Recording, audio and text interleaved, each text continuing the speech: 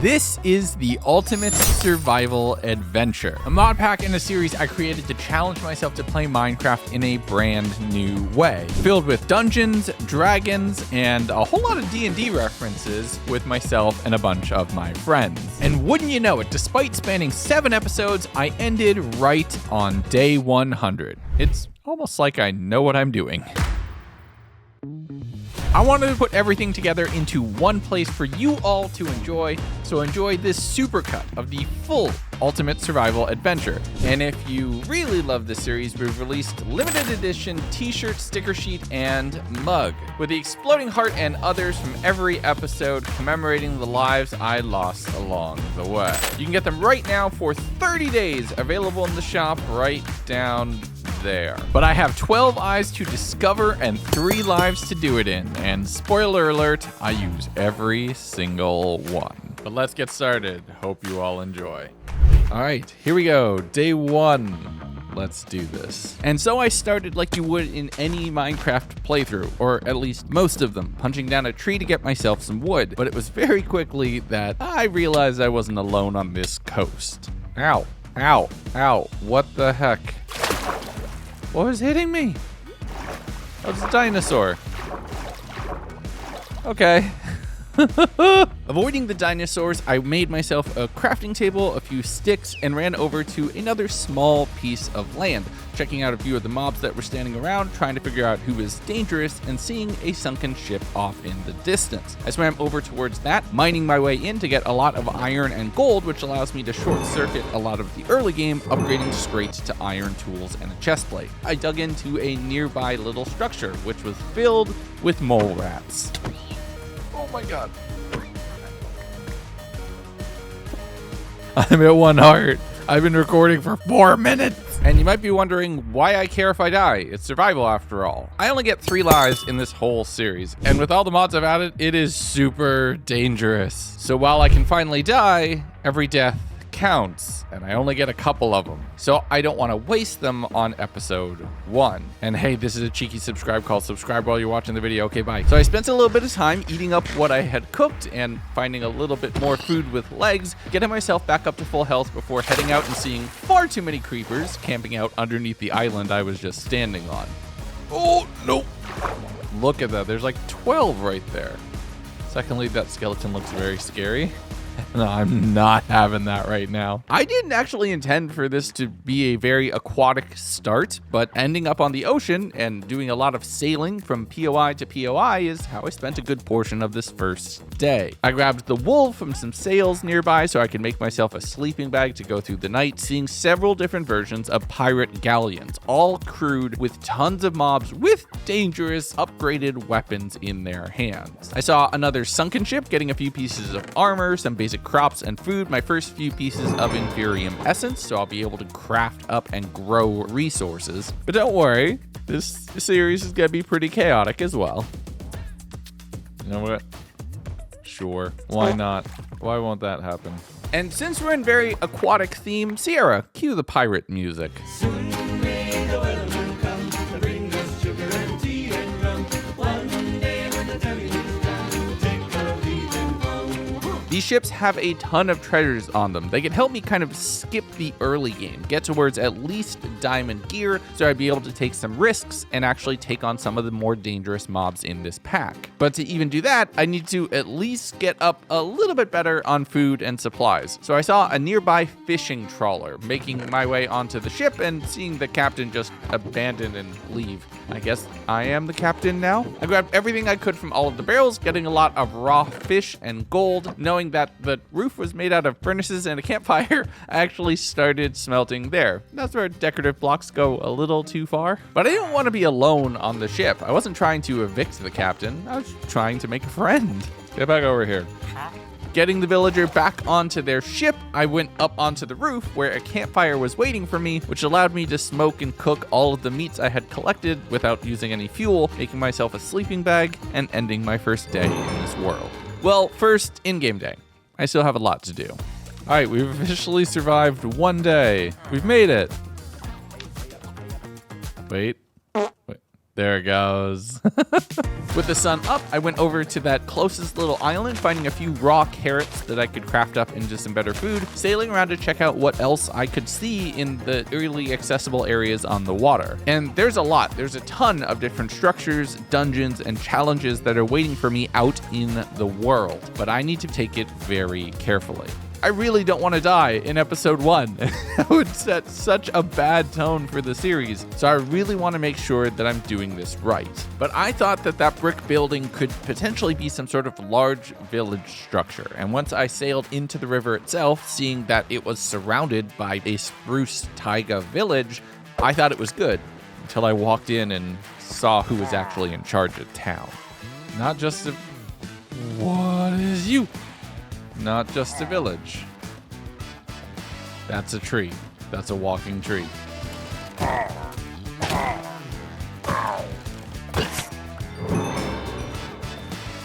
Okay, so village that's taken over?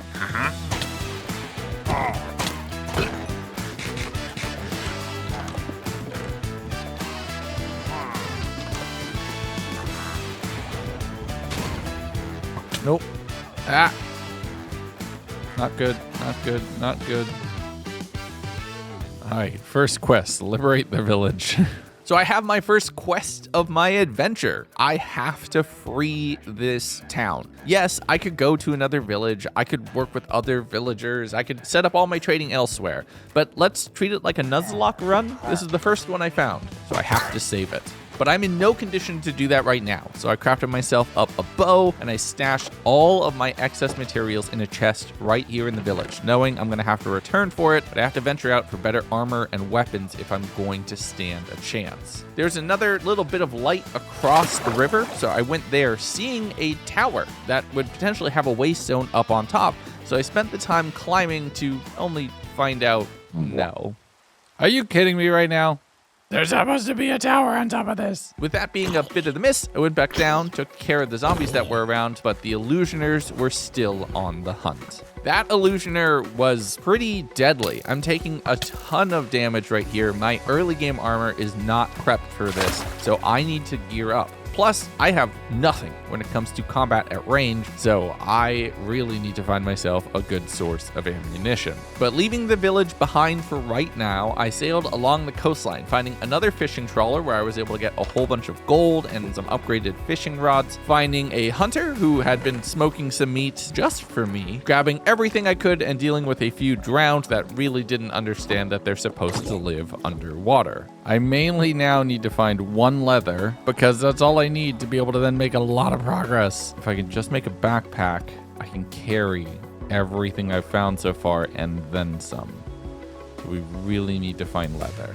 But my pockets were once again full and I wasn't finding what I needed. So I sailed around a little bit more, finding a few other ships with various resources and loot inside of them. And look at my inventory, it is full. And don't worry, it's giving me anxiety as well. I grabbed a few books and some prismarine boots from one of the chests here, grabbing a treasure map that would lead me to some other spoils later. There's a giant nether portal that had a knife inside, which gave me some advancements. But as I continued sailing along the coast, the pillagers were definitely a problem, as more of them had set up shop near the next village.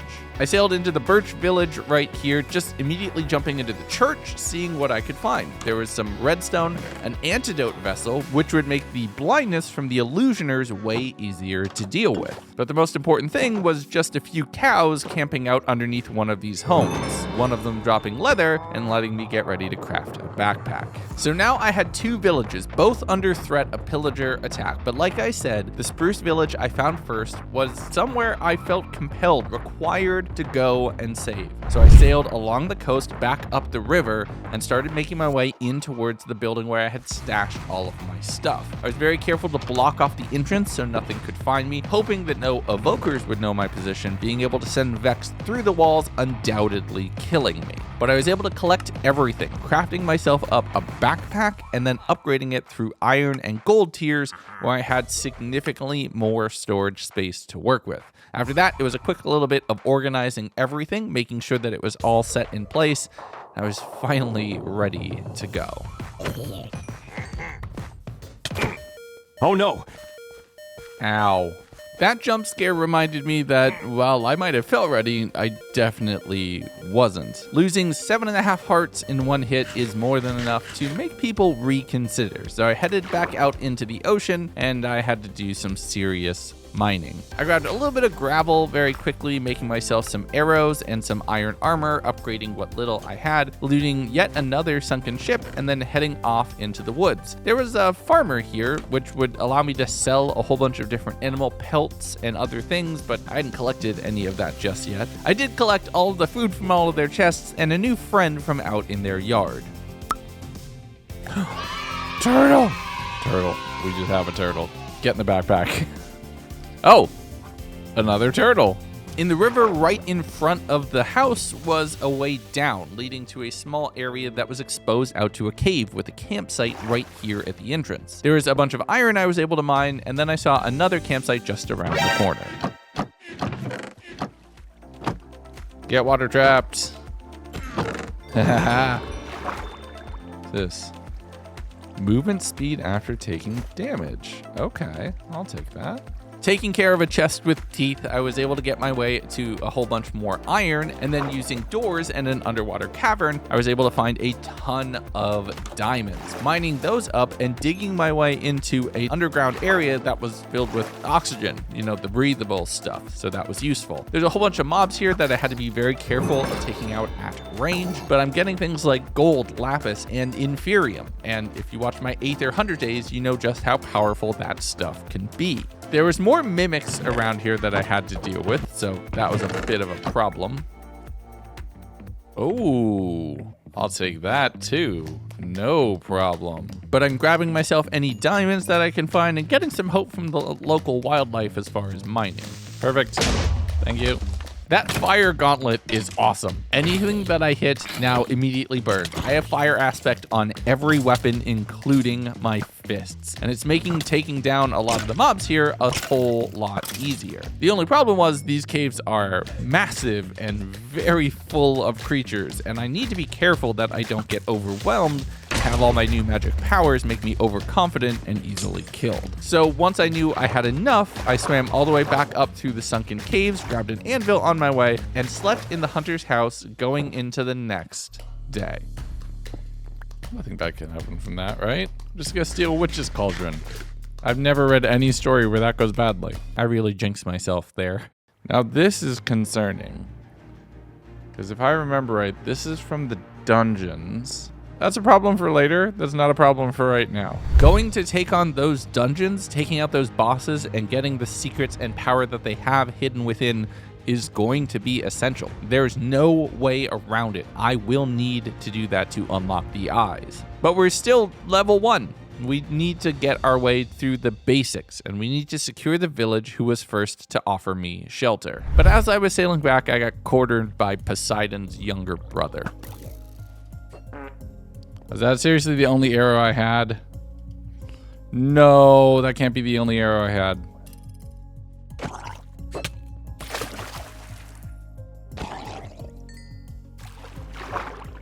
Did you drop your battle fork for me? No. Dang. That would have been epic though. You all know that. That would have been amazing. But I continued sailing the ocean, slaying monsters, and doing a little bit of trade. And by trade, I mainly mean just taking stuff. Hello. Horse decoration. Lots of decorations. Thank you. Oh, a magnet. Oh, that's huge. What? Oh! This is massive. Breathe underwater. Heck yeah. But this ship, this one, just look at how it looks with the god rays and the awesome sails. It looks like it had run aground, and there was a potential opportunity for me to attack and get a ton of loot hidden inside. But it was also covered in spawners and filled with danger. That would be a problem for another day. And by another day, I meant once the sun was up.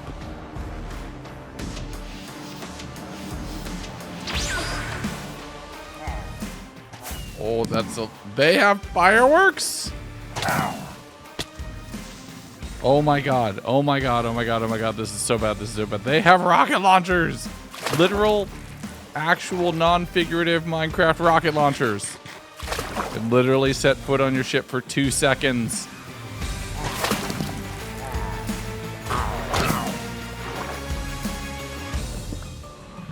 This is potentially stupid, but we're gonna do it anyway.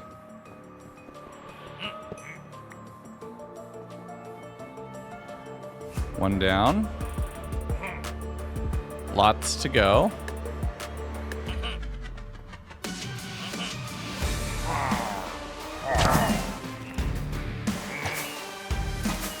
It's a vindicator. Dolphin, yes, dolphin. Come on, give me speed, dolphin. Wheelman. Beautiful.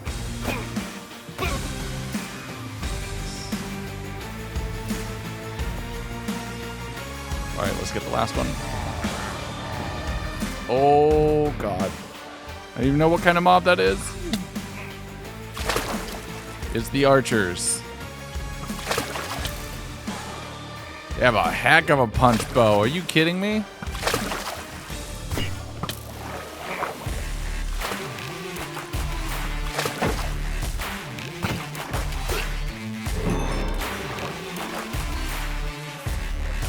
Okay. Oh, sorry. Leave me alone.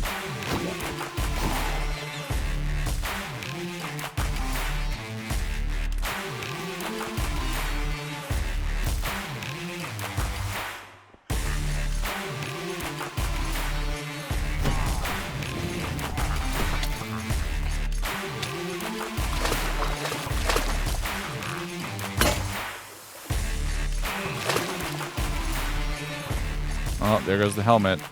And the boots have 1 durability left. And this ship was proving ridiculously dangerous, but that just made me want to conquer it more. Because all of that danger had to be guarding some good treasure, right? So it's time to quit geeking out and just lock the hell in.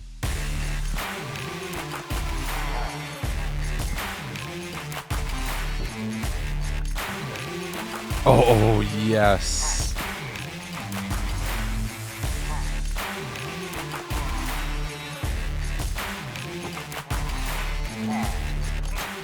Be free.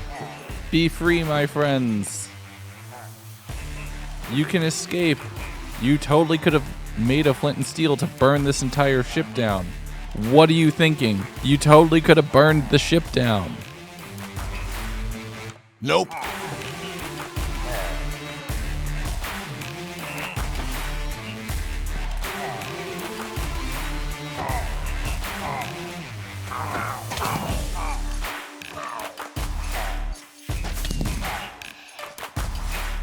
Ow. Seriously, ow. And now that I was down in the lower decks, I perfected a strategy of what I call door camping. If you played Rust, you know exactly what I mean.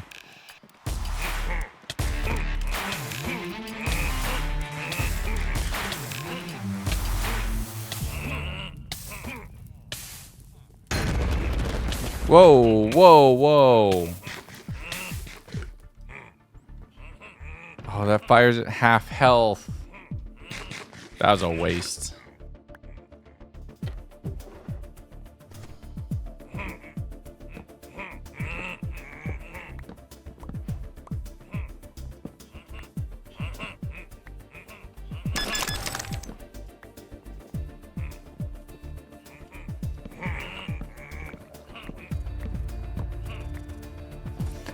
Oh.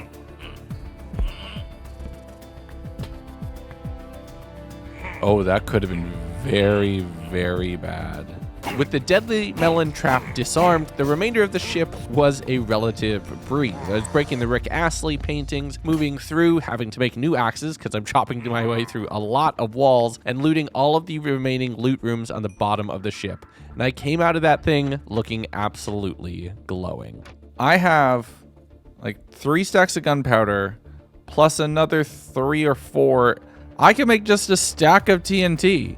I could blow up the entire village. I'm fully enchanted. This is awesome. Let's go. I mean, the feather falling is pretty good, but we'll take protection. We'll take some diamond boots. It also feels like a you found everything kind of reward, which I think we did. I think we took the ship for literally all it's worth. It's taken 2 days. Ow. It's taken 2 days. There's still items just flying around me. Oh no, just barely not. But look how far we've come. All right, I think at this point we need to find a place. And I think I have an idea. I'm gonna need a home base, probably several, honestly, all throughout this world for me to be able to actually prepare myself for the challenges I had ahead. Because believe it or not, we're in easy mode right now. I'm taking on the mobs on my terms, and that won't always be the case. So I started sailing around trying to find myself a location where I could rest my head and hunker down. And the dinosaurs are making that difficult. On second thought, this might not be the place to live. No, this can work. I can see us building something very cool right there. But for now...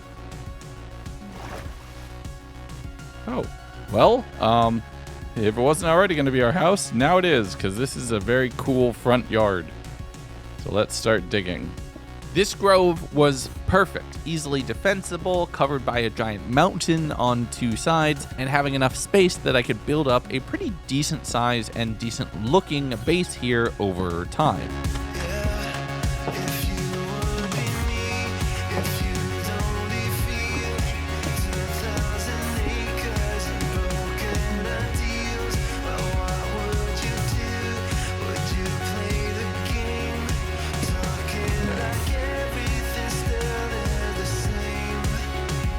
And my timing could not have been better.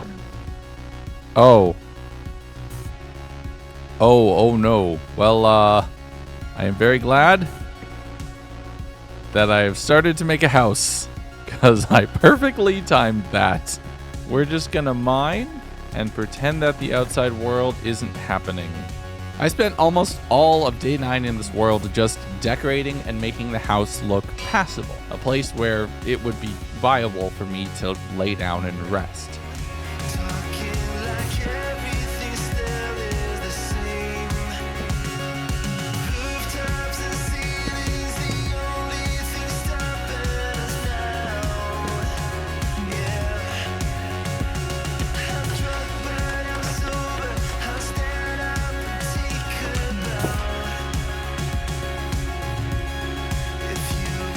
Oh, look, little ducks. Hello, little duckies. This is the best front yard ever. But I still had things I needed to do, and for that, I needed diamond armor. Crafting all of that up, sailing over and taking a quick nap in the river, and then it was time to free the village.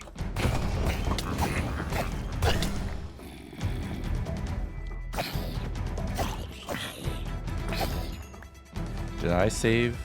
Did I seriously save the Fletcher at the last possible? I did. My friend, I will take your entire stock. I'm gonna need every single one of these arrows, probably. Without the bow being enchanted, it did really bad damage, but it was the only way that I could fight at range and minimize the amount of damage coming my way.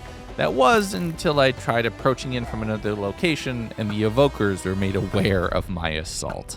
It was at this moment that he knew. He f***ed up. Oh my god, that is so many Vex.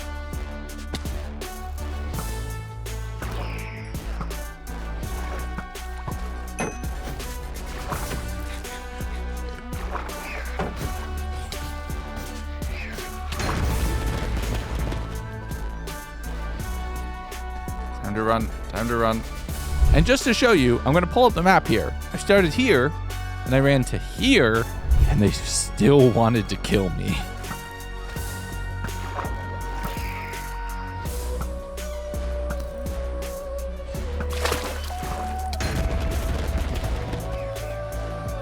Has sharpness 5 or something. That did half my health in a single hit.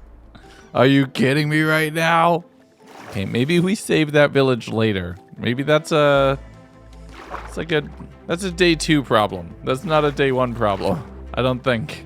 So with my heroics being put on hold temporarily, I promise, I just spent some time collecting a few more resources, a lot more spruce wood that I was able to make myself a boat and have a lot of the supplies that I could use to upgrade my home. From there, I found an illusioner's house who I was able to pin into a corner with a cobweb and stab repeatedly until they decided to give me the deed. There was an awesome enchanted bow in their chests, which is going to upgrade my damage considerably, as well as a few potions and some brewing stands, which will come in handy. But I spent some time dismantling the house here. There was a lot of different spruce components that would make my base look good, so instead of having to craft them up, collecting them from elsewhere is definitely useful. As I was sailing home, I found a little abandoned wheat field with some torches right here, some hay bales, and food, which is really good. Food is useful for staying alive. But I sailed out through the river and off towards my home, using all of those spruce components and all of the chests that I had set up to store a whole bunch of supplies, throwing down some mossy cobble in the floor, some different oak walls to make it feel a little bit more homey. It's a kind of a Hobbit Hole 2.0, and a bunch of other supplies and details around, making sure that the place was safe and habitable. The following morning, I sailed back up and over the sandbar and went to explore in another direction. I'm still not going to trade with villagers until I get that first village rescued. It feels required at this point, but there's other dungeons and areas that I could get loot in that would be good to explore now before it gets harder. And I stumbled across a giant mushroom filled with really geared out zombies, and this thing was dangerous.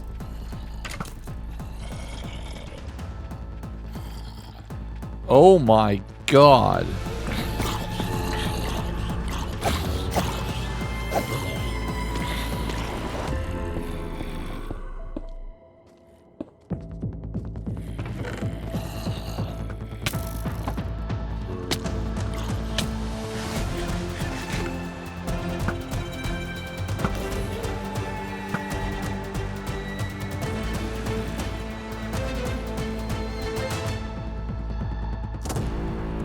But I worked my way through the multiple different layers, fighting whatever mobs that I could, making sure to clear out whatever was attacking, working my way up to the very top, seeing some chests hidden inside of tables, and I've fought with this mod before. There's a bunch of good loot in here, although a little bit toned down from the somewhat absurd levels that it has been in previous mod packs. But even in diamond armor, these mobs still have really good loot on their hands, which means that I was down to under half health yet again, and I really don't want an episode 1 death, so I bravely retreated away from the base. And that led me back towards the Pillager mansion. And as I took a quick nap, I thought, you know what? I might not be able to save the village, but I can avenge them. You know, I might not get any loot from this, but this is a moral victory, not a strategic one.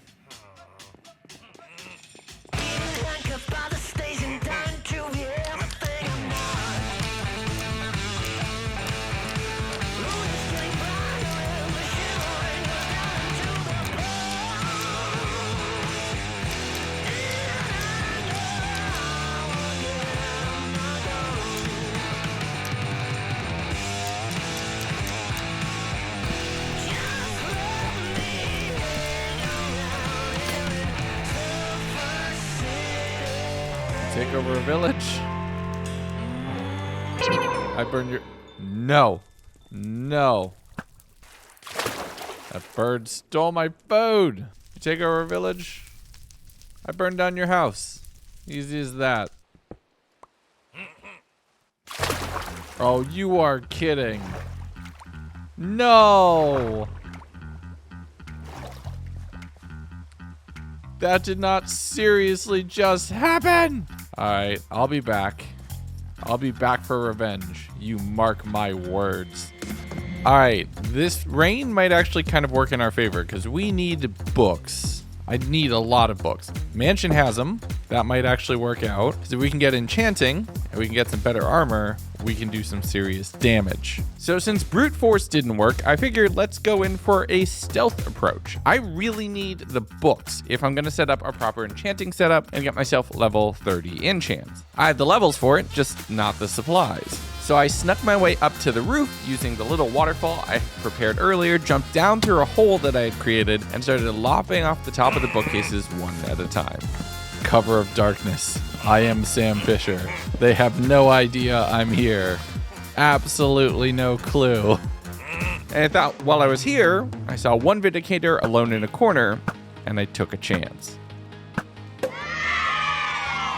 I get them before they summon Vexes? Things are finally going my way.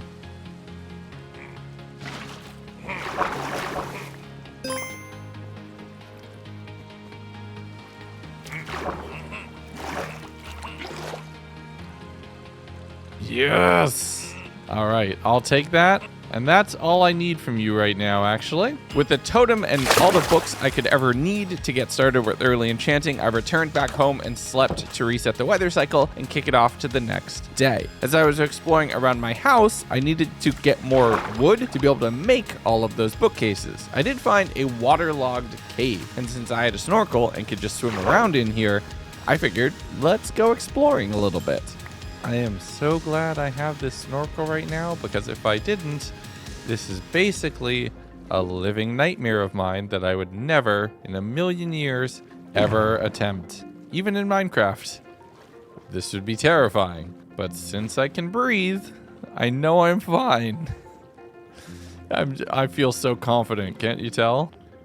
Oh boy. I am lost.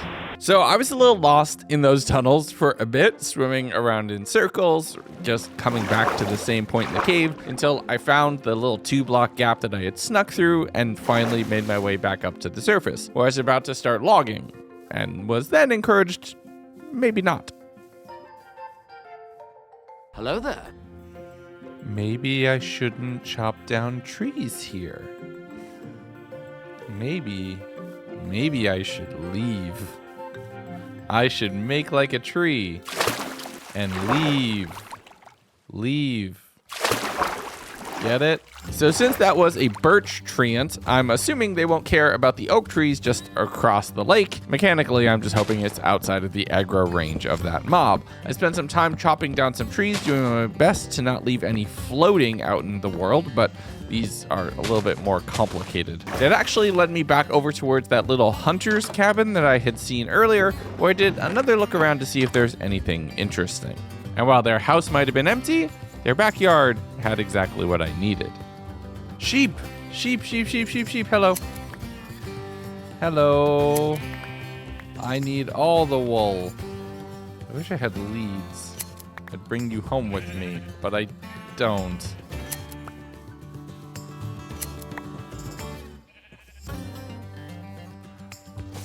Oh, yes. Hi. That's interesting. You I recognize. This is a lot of very useful things. I'll be back for you in a bit. Actually, on the way home from that hermit statue, I found a second one, even closer to home, that I was able to grab the treasure from underneath and return back with a lot more magic dust in my pocket, and I swear that's not a euphemism. The following morning, I crafted up all of the bookcases, and it's time to start expanding out the base a little bit.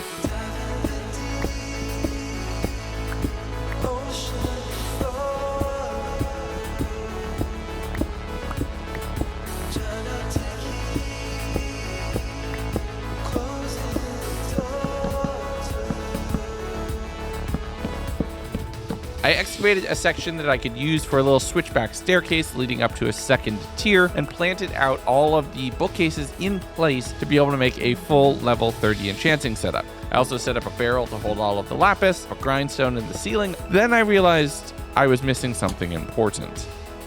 Now you see, this is where I would put my enchanting table, if I had one. The trick is, I could just go mining and get a diamond. That's all fun and games. That's not very ultimate of me. That's not very adventure of me. So we're gonna go explore, and we're gonna earn that diamond.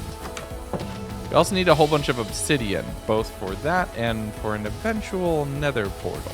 But actually, I think there's a way where we can make exploring a whole lot easier. And it relies on this. Luckily we have more than enough wood. Just a matter of if we can afford it or we just spent all of it on enchanting tables.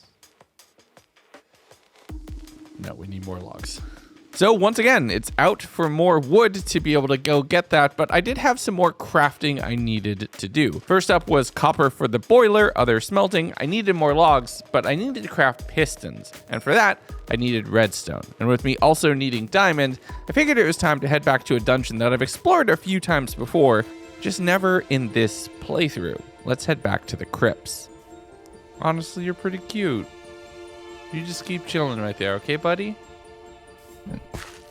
Awesome.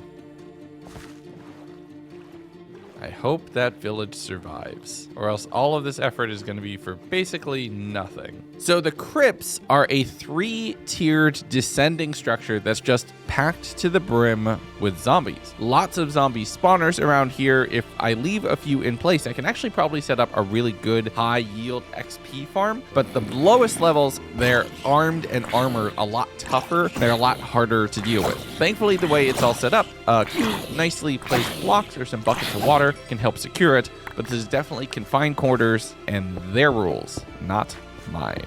All right, that was the easy part, believe it or not. And we get our very first great essence. You've seen how much fun I like with really cool cosmetic armors. You're gonna have fun with this, or I'm gonna have fun with this, but in a second. Okay, nothing to write home about. We knew that. It's because the good stuff is further down.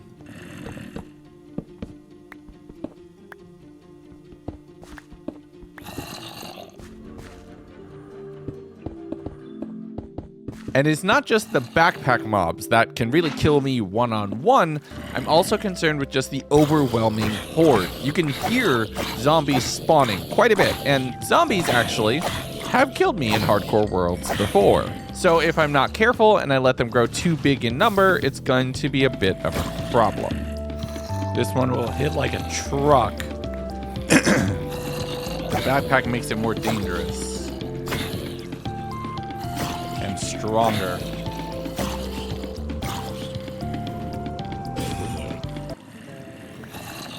Ooh.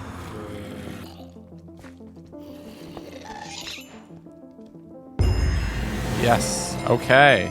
That is our first potentially set of really good armor, which is awesome. But I found out that this crypt intersects with the mine shaft, because of course it does. But you'll never guess what I found inside. Oh my god! This is huge!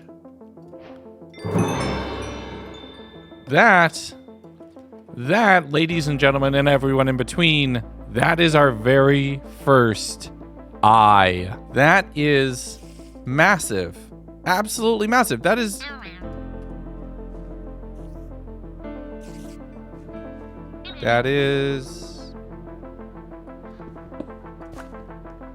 That's a rascal.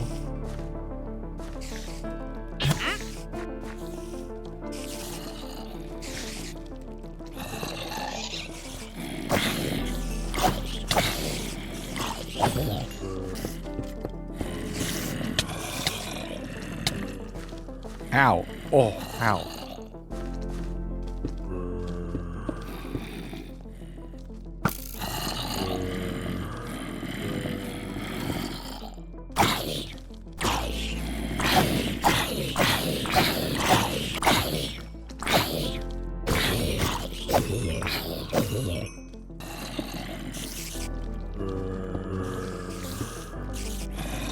Oh, there's the zombie. There's the poison spiders. I don't have the food for that fight.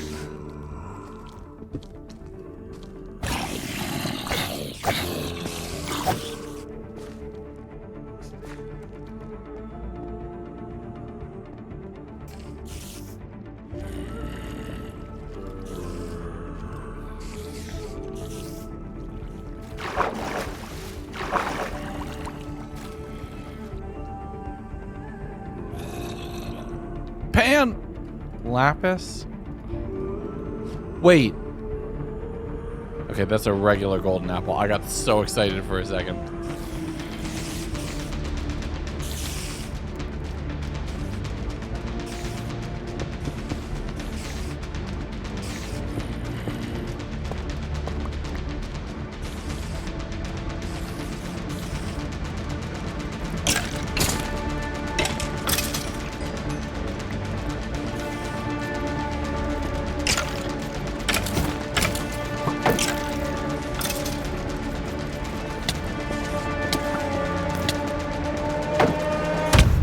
No! Oh no!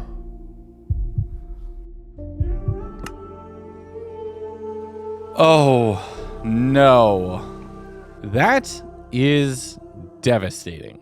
I had found my very first eye. I was in decent spot to get better enchants, better armor, better equipment, and I got killed by another skeleton with a backpack on that buffed them to all hell. That is my first life down, and I have 0 eyes at this point. I need to go back and recover that if I have any semblance of completing this challenge. So I took the night to get some rest, and in the morning, we were back at it. Okay, game. This isn't necessary right here. This is unfair. That's just mean. We need to move very quickly to recover our stuff, because losing all of that, especially an eye, would be devastating. We can do this.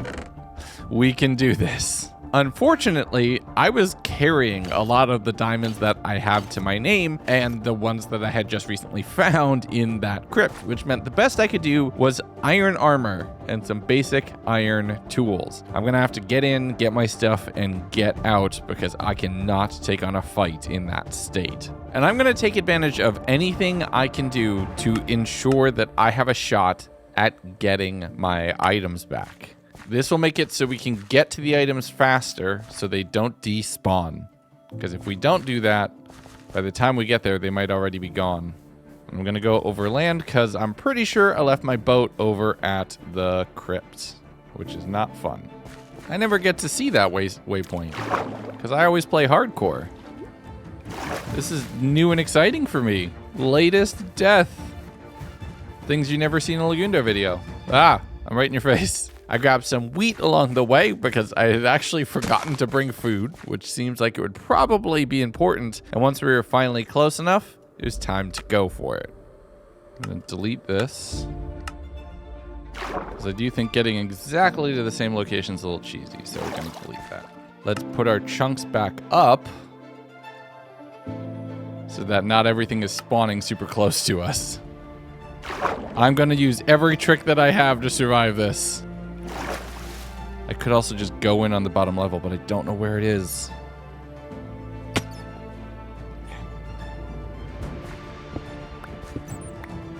Let's try going down here, because if I remember right, it was right.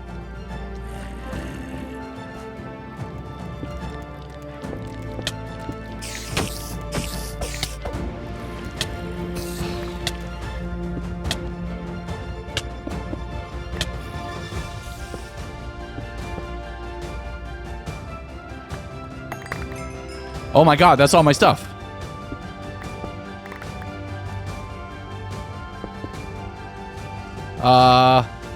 Put that on. Where's the backpack? Where's the backpack? Where's the backpack?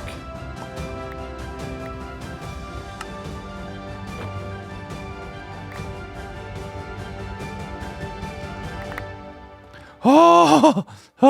Wait. Seal myself in. Seal myself in. Okay. Oh my god. I can't believe I got it all. That was so potentially almost really bad. Okay. Let's recover. Now my inventory's a mess. Let's offhand a totem for right now, just in case. There's the eye, which is massive. Okay. Oh my god, it feels so good to have this stuff back. That would have been devastating to lose. I'm not gonna lie.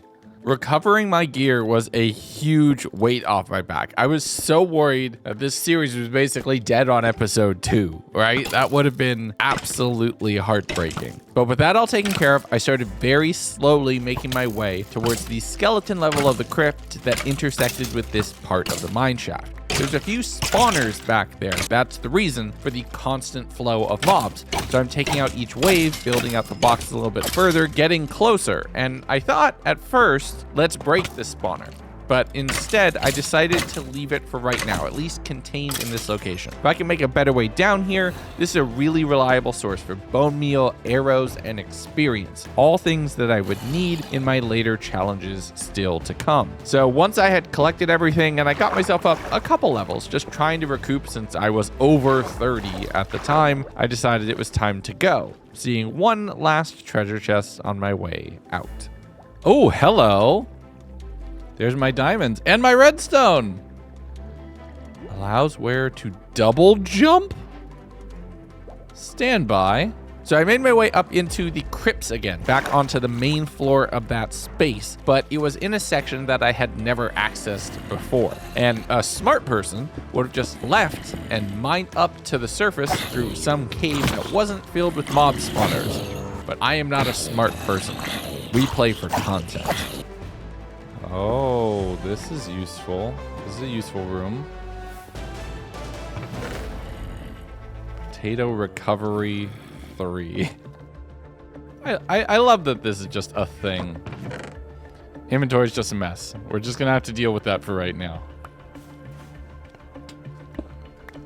Brewing stand acquired.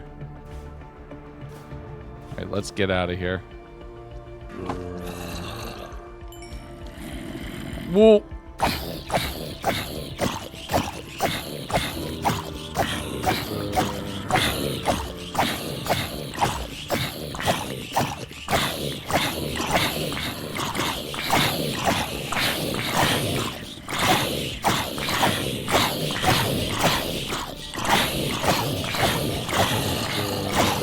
The backpack mob is still there.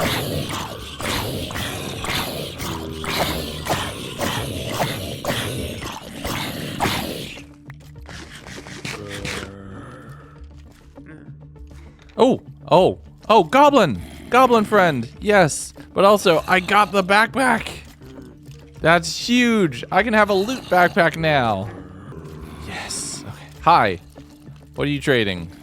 Unbreaking book. Efficiency.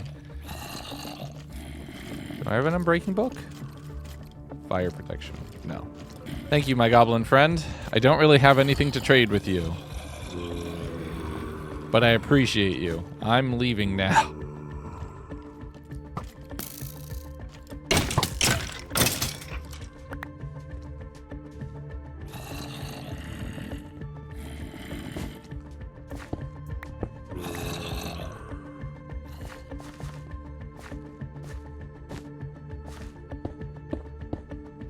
It's not very good. Double jump is not very good.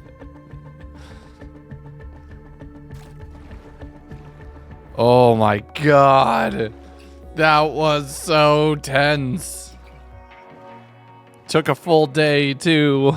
Okay, let's just get home, get our stuff organized, and figure out everything that we just accomplished with an arrow stuck in our head. The very first eye was now in my inventory, and I was 1/12 of the way towards my final goal for this series. And I had collected all of the diamonds and redstone necessary that I could start building myself a few different variants of airships, which would make traversal over this world way easier. All right.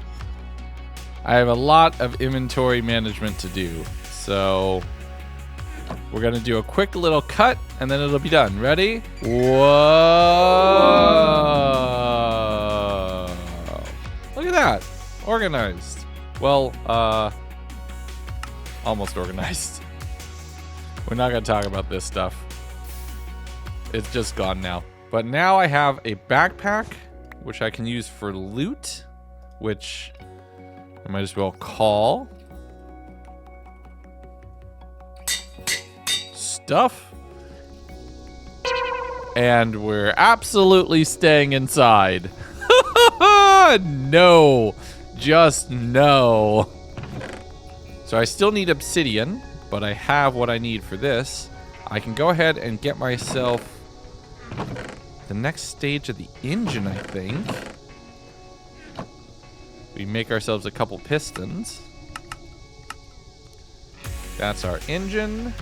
We need a couple more hulls, which means a lot more logs, which we're just not gonna get right now, but 2 more.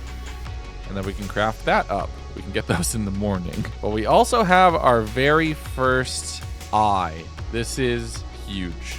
We'll put the eyes right here for right now until we can get a better place to store them.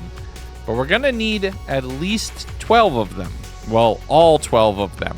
This is our first step towards being able to actually beat the game. And now that we're down 1 life, it's gonna be a little bit harder. Can I use this yet? I can. Wait, that's awesome. Can I use the hearts? No, I need to complete the dungeons for those. But I'll take the experience. That's awesome. Can I use the spells? Dungeon Seeker. So I can't even use the magic yet. But we'll get to that. We'll get to that. I'm going to need to find a desert. That's going to take some time. That's probably all of episode 3. Let's see what's out and about right now. The ducks are nervous. There's just a bunch of zombies in the distance. Yeah, everything is super red if you're not in the shaders.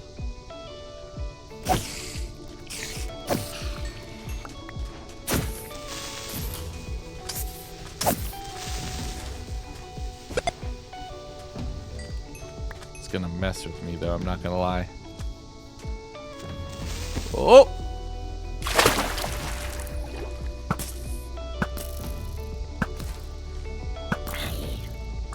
Wait, was that creeper wearing a backpack? Did I just get another backpack?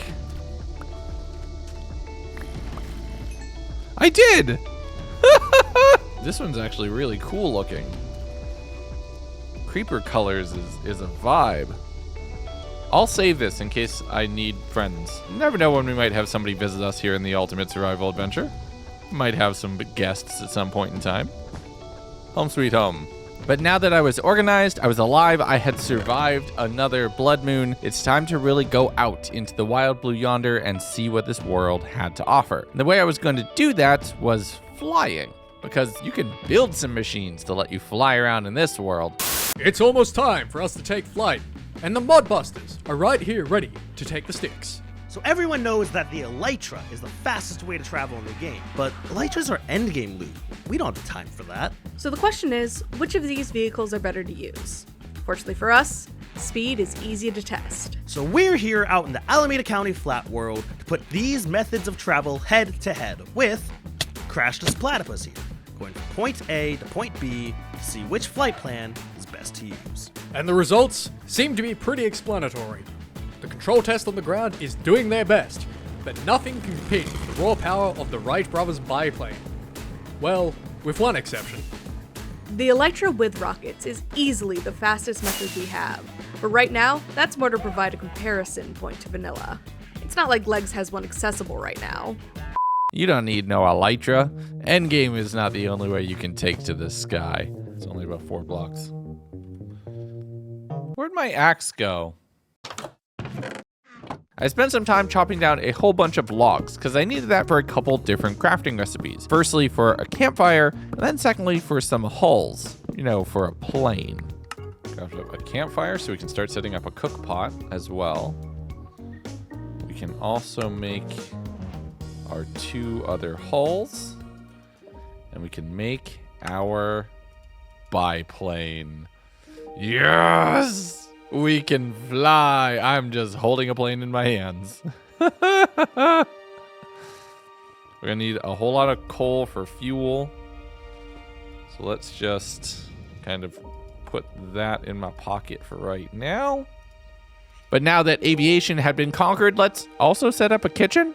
Order of operations here might be a little bit weird, but getting more intense versions of food that will give me saturation, additional effects, better health regeneration, maybe even extra health, that could all be super useful. So getting into Farmer's Delight and cooking will come in handy. Plus, I can always smack people with a frying pan if I want to down the line. But this plane requires a decent bit of space to take off, so I went out to the gravel shores directly off to the front left of my base and started setting down some torches to make a kind of rudimentary runway. Once that was all cleared, I plopped down the plane, filled it, and took off for the very first time.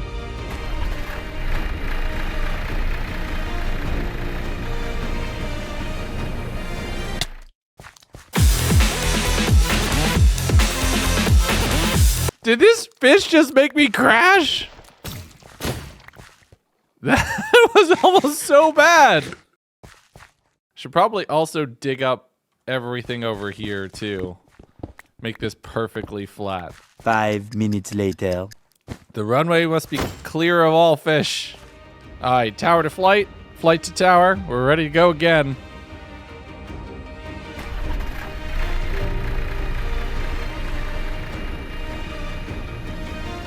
Come on.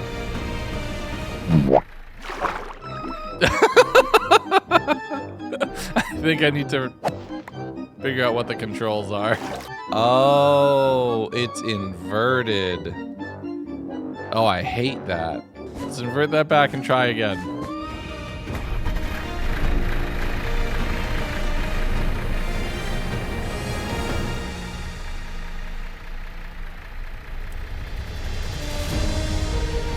Oh.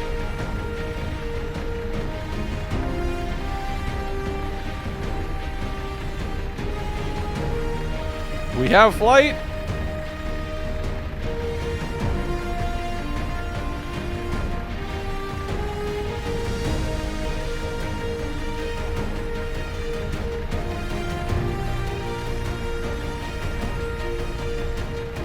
We have altitude.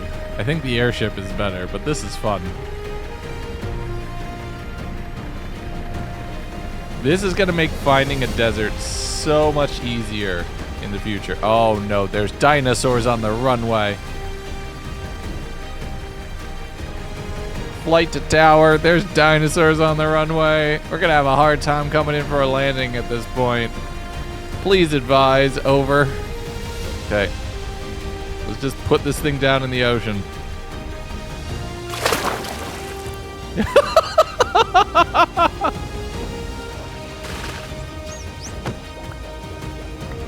That's one way to land a plane.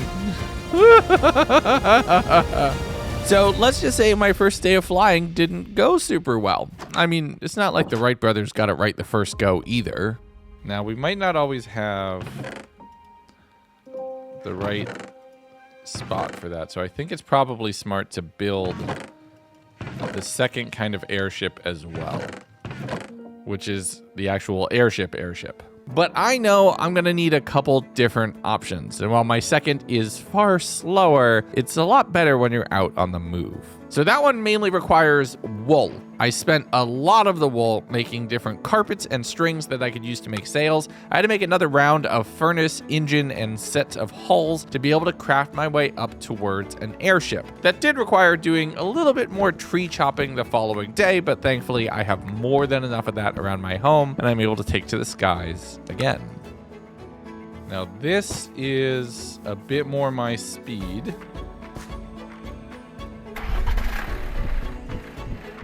Oh, you can only put one upgrade of any type.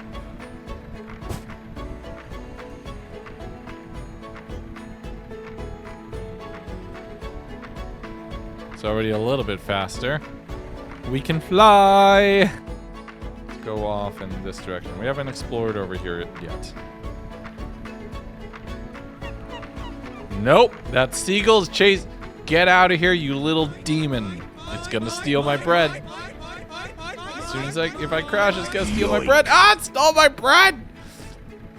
Demon! That demon bird aside, being able to fly is making my traversal of this world far easier, and me finding POIs that I can actually interact with and get loot from way more common. First was a tower where I was able to get a waystone and some emeralds and gold, then continuing to sail inland, far away from where I had been boating just a day prior in this world. I can now venture into the continent to see what else is there. I came across what looks kind of like a wizard tower of some kind, nestled in on a nice little hillock filled with trees on all sides. Going to explore it from the roof, you kind of short circuit the whole looting logic or methodology of this kind of structure design. I was able to work my way down, finding out that it's populated with skeletons who are easy enough to kill, and getting a little bit of food and treasure from all of the boxes. But the lodestone was probably the thing I was most excited for. What a lost opportunity. That could have been so cool. By the way, this looks awesome. I might steal that room design for later. Yeah, I love the way that mods build rooms, okay? And I'm probably going to try to rebuild those in my base, maybe in the hardcore world at some point. Tune into the streams. But I jumped back into the airship and continued sailing off towards the northeast, which is a landlocked area that I had not seen any structures, villages, anything else. And then I figured out why. What is... Oh, no. Oh, we gotta go. We gotta go right now. Oh, no. Oh, no. Oh, no, no, no, no, no, no, no, no, no.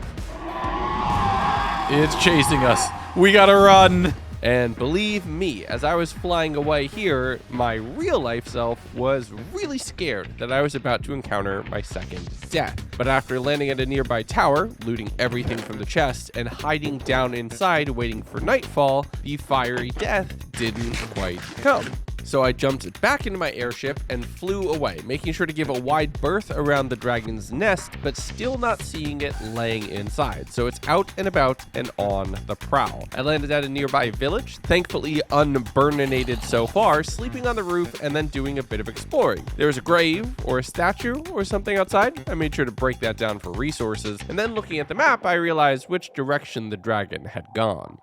Oh yeah, it looks like the dragon definitely went back here in this direction, considering the scorched earth that's there. I went ahead and authorized myself on this town's waste zone in case I ever want to warp over in this direction, checking out a nearby mushroom structure that was really only guarded by a single piglin brute spawning out of the spawner that I was able to break before it went ahead and got new friends. Chest loot was pretty good, including the first obsidian of the world, which I was able to collect and store away in that loot backpack, jumping back in the airship and flying my way back home. Once I was home, I did a little bit of decorating, a little bit of organizing, and it was time for an upgrade. This is awesome. Enchanting setup. Wait, I could have just taken the enchanting table. I didn't need to craft this. I just remembered. Oh, I'm upset with myself now. I could have just stolen the enchant. All right, well, let's take the few pieces of lapis that we got and put it to use. Protection 4. All we need is level 30. Okay. These already have protection 1, so I can't enchant these. Protection 4 would be awesome, so I think we're going to go straight to that.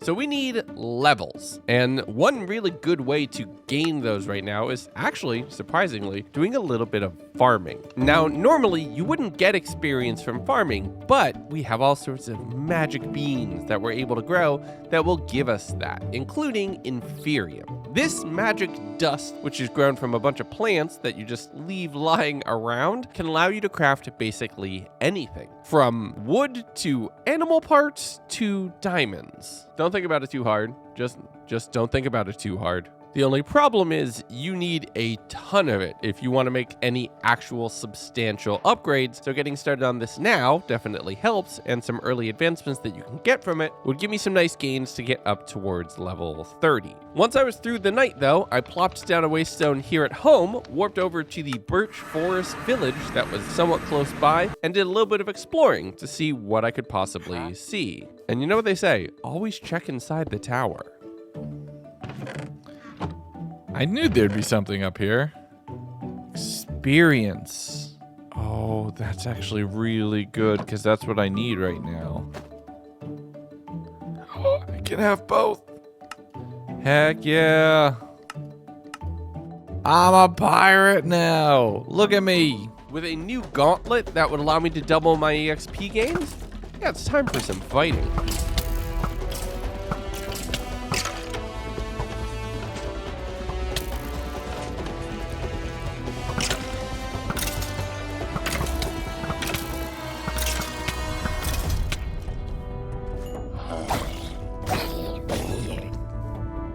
I don't know what it is, but it actually got really satisfying to just break the barrels near the end of this instead of looting through each one individually. There's something about like the little pinata effect of a bunch of items with loot beams just plinking down onto the ground to allow me to collect all of the treasure here. With my pockets and my backpack moderately full and it getting a little bit late into the night, I headed back over towards the church with the waystone inside, warping my way back to the base, grabbing some lapis, and getting myself a massive upgrade. Massive. Absolutely massive.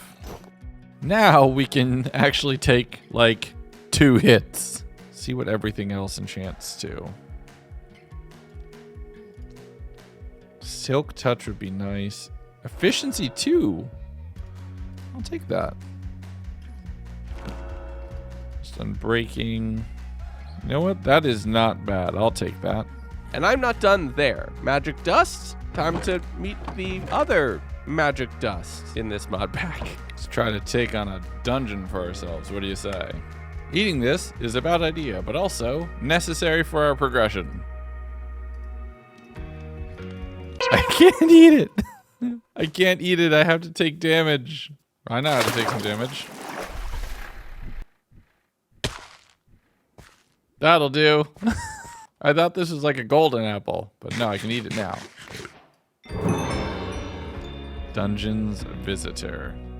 That apple is going to be the first step towards a whole new set of magic and abilities that I can unlock that can give me the power to smite enemies with lightning, throw boulders across the world, heal myself, or just straight up make me invulnerable for a few seconds at a time. And given some of the bosses in this mod pack, I want to rely on all of those spells going forward. But it's not as easy as eat the apple, become a wizard. No, you have some steps you need to take. Now I think I can just craft this. I don't actually need to go for the desert. Oh, it allows you to get the dungeon seeker advancement. So I need it. Oh, that's frustrating. We're gonna have to find a desert. I have no idea where to even find a desert. So since we're not going to be able to find a desert anytime soon, I figured let's go and focus back on our first magic dust and do a little bit of caving.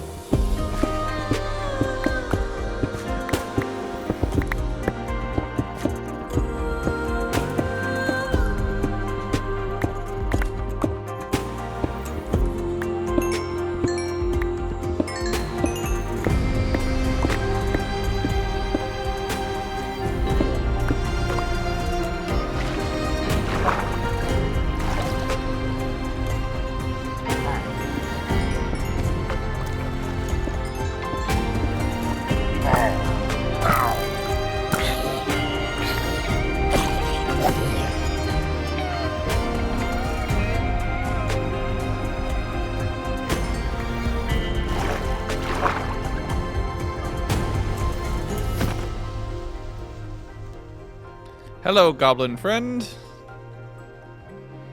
What do you have to trade for me?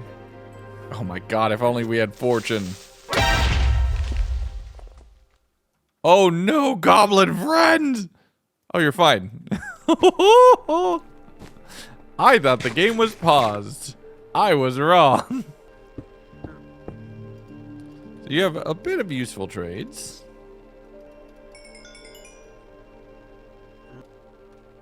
Thank you.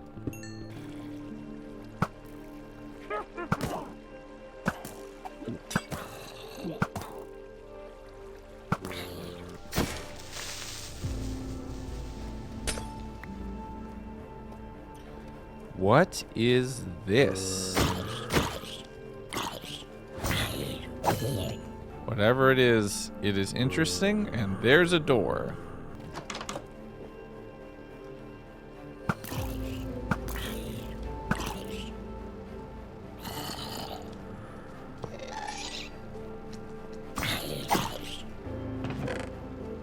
Nice. I think we need to have this here to just collect treasure.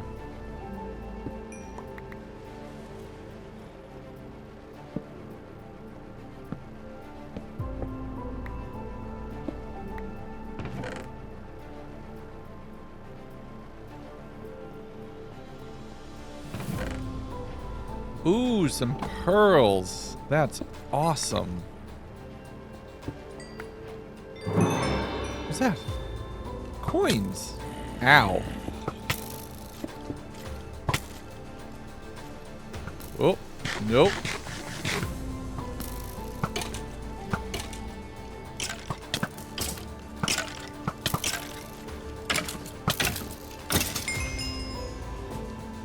Not having skeletons kill me 2 episodes in a row.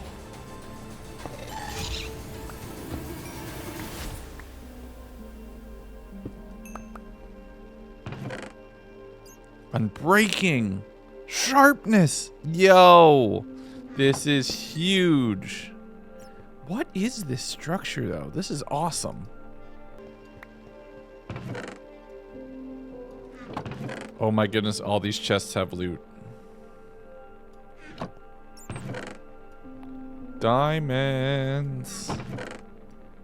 See, this is perfect timing with the blue moon because I'm getting better rolls on all of these chests. That's what luck actually affects. It only affects chests and I think maybe fishing. But this is the perfect time to have found this thing right here. And that is the end of the day and what we call perfect timing.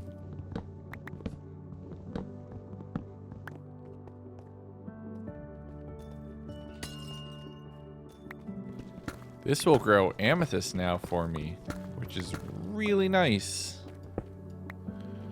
That's actually genuinely very useful.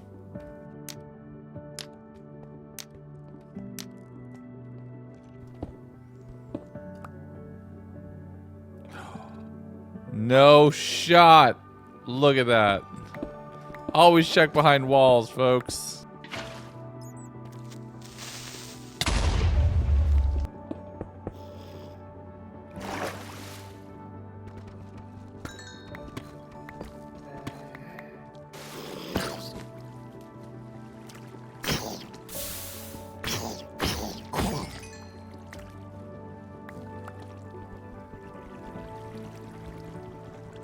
First obsidian. Oh, first obsidian break of the server. Yes. Is that just coal blocks?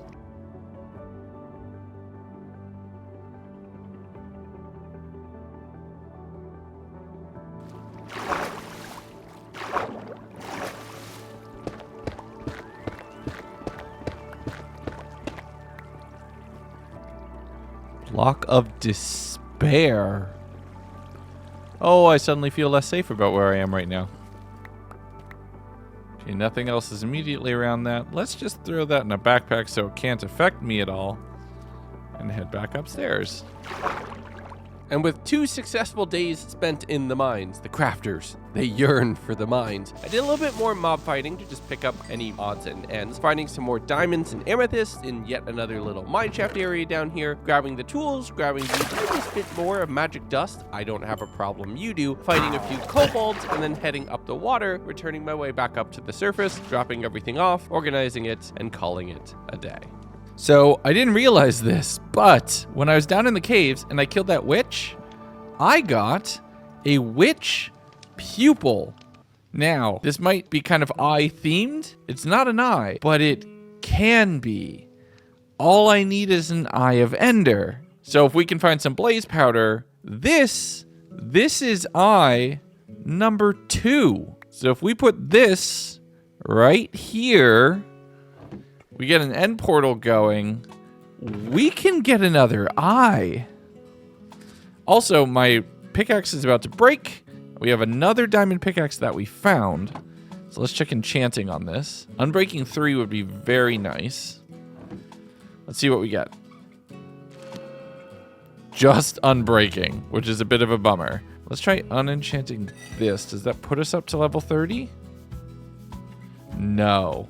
Bummer. Do we have anything we can do for a level?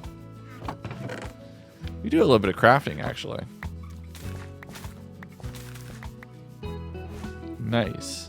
We got food coming, too. We are very soon going to be able to make ourselves a lot better foods, which is great because this is very full. Plop those in there for right now. Make a few hay bales and some bread. That will have to do for the moment. Bring the carrots out just to make some space. What we can actually do really quickly, some upgrades, because our bow's about to break too. So let's enchant a new bow, or let's see what a new bow would get us, as well as our new pickaxe. Power 4 would be so good. And efficiency 4 would be good as well. So let's get a level going. How can we get a level quick? We can cook some things. Potatoes. Potatoes is good for XP. So we're going to go ahead and upgrade some of our stuff to Inferium right now. First things first, we can get our watering can upgraded. So this will do a lot better now. Then we can try to upgrade our bow, but I kind of want to enchant it first so it doesn't ruin. But we can upgrade our chest plate. We need some iron in our inventory. There we go. Make a couple of those. We have a couple of those. All of those and all of those. We can upgrade our chest plate. So we go from 8 and 2 to 8 and 2. Okay, so it doesn't upgrade, but it puts us on the track, which is important. Because if we wanted to, we could upgrade to this, which is 8 and 2 to 5. But it can go all the way through multiple tiers. So like this one to this one to this one to this one. And when we have all of these, we have creative flight. So we're basically invincible, but also we're green. Because green. Probably also upgrade to a diamond helmet at the very least. But this is awesome now, because now I can water a huge section of the crops. Oh no. No, I didn't mean to do that. This will start everything growing a lot faster. Well, at least a little bit faster. Why don't we spend some time though and see what the Nether looks like? We can put it over here. It'll be far enough away that we won't hear it. And yes, I'm filling in the corners because professionals have standards. You better believe we fill in the corners here. Here we go. All right, let's do this.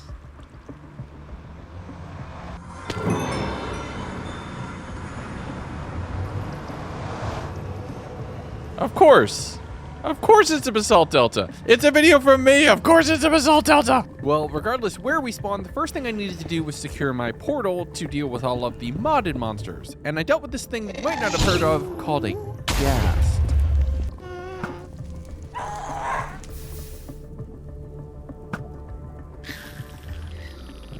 Wait. I only had 2 arrows?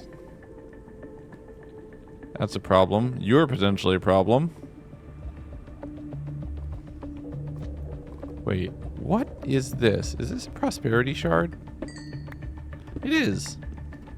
Now, the Nether here is dangerous, but not unfamiliar to me. I actually started with the ultimate mod pack based off of the mod pack I made for my 100 Days Nether adventure a few videos ago at this point. So things like these piglin ships are things I'm familiar with. The things that are attacking me from outside, however, a little bit less so. Of course it's missing the front. These ships have a nasty habit of always missing the front. What is that?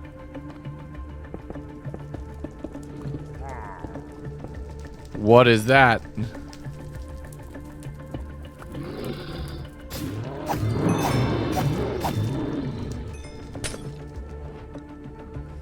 know, but it went down like a chump. When you can kill it and it can't see you, everything dies. Are you throwing people at me? You are.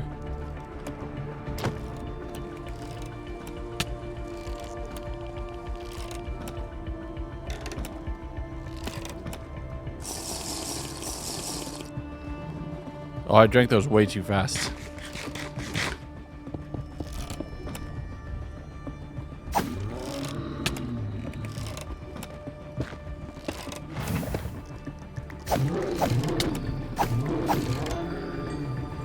Are they just throwing their kids at me? Man, parenting in the Nether has gone downhill. Now that I understood the angry striders that throw babies, I mean, I don't know how to make that funny.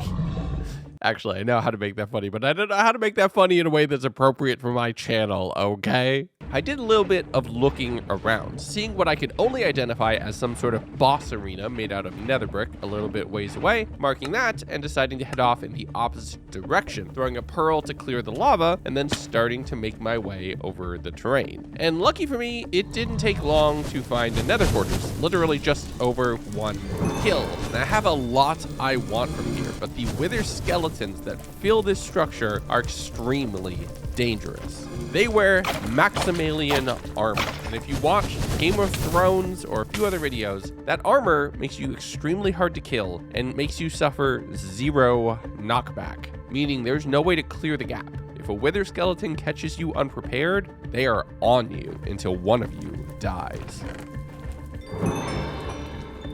Wait.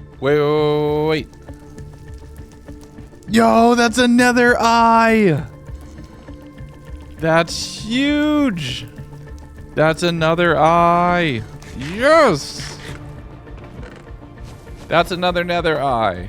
So for context, the nether eye is probably the most common, but it still feels good to get it. My second eye is massive. That's another step towards being able to beat this game and complete this challenge. But there's more that I want from this structure, so I'm making sure to explore the other areas as well. Breaking the gate, or at least one of the ways that the gate is open, and I love how this all integrates with Create when both are installed. But the main fortress here is where I'm going to be able to find a few other things that are going to be essential. Nether wart and blaze rods for potion brewing, as well as a whole bunch of netherite if I go look in the right places. Because the actual fortress up here, the layers and the rooms, this is just the beginning. The things that you expect to see in the nether fortress is just the top floor. And working my way down the spiral staircase hidden inside of one of the legs of this main structure, you get to the underground, the under lava, which is where things get really dangerous.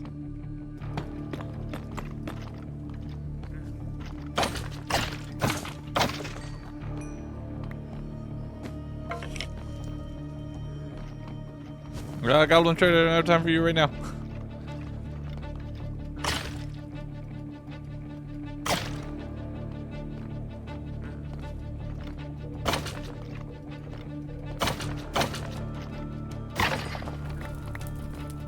Okay, now I have time for you.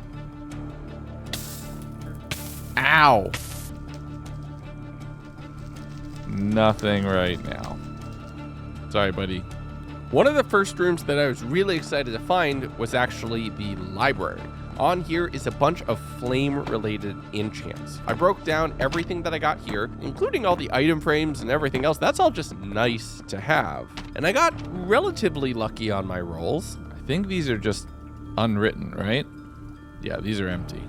The enchanted books, though: Smite, Fire Aspect, Binding, Protection. Look, they're all nether themed. It's all somewhat on brand, but still it's good to have. I continued clearing my way through all of the tunnels here, getting whatever I could, fighting any wither skeletons, mainly by leading them back to a too high gap where I could kill them with relative impunity. But then I started seeing ones that were a real problem. They're wearing half diamond? So that kind of armor right there is indicative of another backpack mob. I don't know if there's an actual more accurate term for them, but the sophisticated backpacks mod will sometimes spawn mobs with a backpack on. and usually when it does, it greatly increases their armor and their damage and danger, mainly by making them faster, stronger, and deadlier. I lost my first life to one of these mobs, just a regular skeleton with an iron sword. That's a wither skeleton with a giant two-handed steel flame blade. No way I'm messing with that. So I bravely started making a retreat out of the area, trying to mine my way into another tunnel and then headed down there where I couldn't be followed by any of the wither skeletons. The only problem is the tunnel I was trying to get through was blocked by both withers and blazes, and I had to fight my way through, gaining a few inches at a time here and there. I did find another secondary dropped off area which I was able to go and explore, grabbing a bunch of gold string and other resources from an area that looks like maybe an obelisk had been melted down. But once I returned back to the tunnel, which led to the exit, I started hearing something really concerning.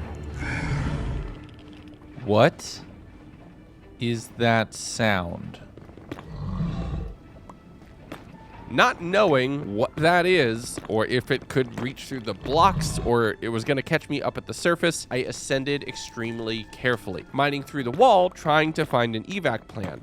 And I saw one just over the distance. There's a waystone there. If we can get that... Can we get to that? There. I mean, it's really hard to make work. On the way over to the waystone, I found a chest with a pretty nice bow inside, upgrading myself and trying to clear a path. I made it down a level and then down another staircase, having to pin myself into an area being surrounded by wither skeletons, and they were not giving up easily.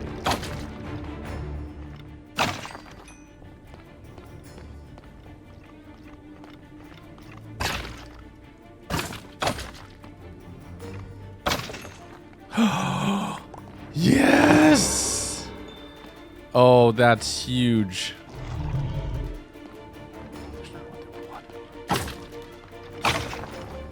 No way did I just get a second wither skull. That's two. That's two. Okay, buddy.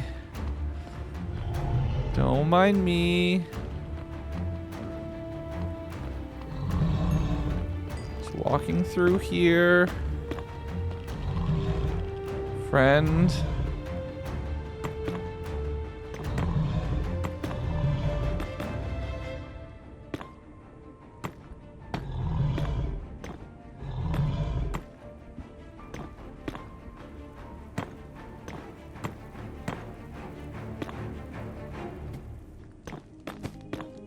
Let's break this Nether tower. Saddle. Fire res. Okay. But I think it's time. It's gonna cost me it's worth it. Let's go home.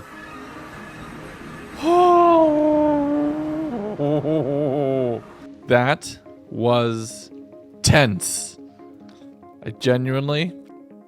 That could have gone so badly. I cannot believe that we have 2 wither skulls. That is half a wither, well, 2/3 of a wither. Almost a wither, most of a wither. Just from one trip to the Nether. That went really well. That could have gone very badly, but it almost went really well. I had a waystone here the whole time. Look, it's all about dramatic tension, okay? But we are now below level 30, so we can't do another round of enchanting just yet. I am tempted to try to make ourselves a little bit of some upgraded stuff. Firstly, I want to see if I can upgrade this bow. And honestly, that's pretty easy. So let's just go ahead and upgrade that quick. Power 2 bow. Now, what would it take to upgrade it again? I need to make an infusion crystal. Make ourselves that. Now, the annoying part. That is that, which is that. We might actually have enough to go multiple upgrades. Stand by. we'd be a little short. But anyway, Prudentium bow. Let's upgrade that. And a Tertium bow. We are 1 short. But check it out. We have basically our third... Wait. Hold on. We can craft it. Let's actually craft it. We have just enough. Eye of Ender. Craft. This is our third eye. The Witch's Eye. That feels awesome. We're 1/4 of the way to being able to beat this game, complete this challenge. 25% complete with this goal. 3 eyes is not enough to open the portal and allow me to fight the dragon, but it is a massive start. And being only 1 life down, those ratios are kind of matching up. But now that I had a whole bunch more levels, I did some basic enchanting on my gear, or at least investigated what enchants I would get the next time I was above level 30, but I started putting those potion ingredients that I had been collecting to use, making myself a whole set of strength and splash healing, regeneration pots, combat-related potions, which might give you an idea of what I'm thinking to do next. Once I had everything I need to prepare myself for a fight, I headed over into the woods to go tell a few hermits hello. And not the ones from Herb. It's the skeletons. I'm gonna fight the skeletons.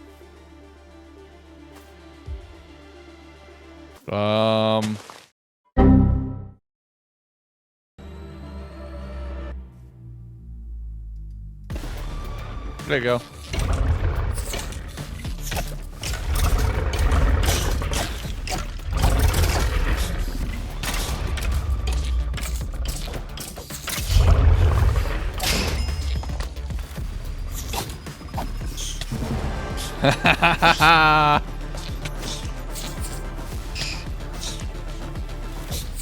Get absolutely wrecked. Strength potions are insane. Now, if I had done that slower, I probably would have actually earned more experience, but worthwhile. I don't think that's an actual block. Yeah, there we go. It's gone. Ooh. Cursed Gloomy Bones, a whole bunch of spells, some ashes. So we got a whole 2 levels out of that, which I think is just a matter of hubris. If we go do that in a less efficient manner, we should probably gain some more XP. Literally the definition of suffering from success. We killed it too well. Hello.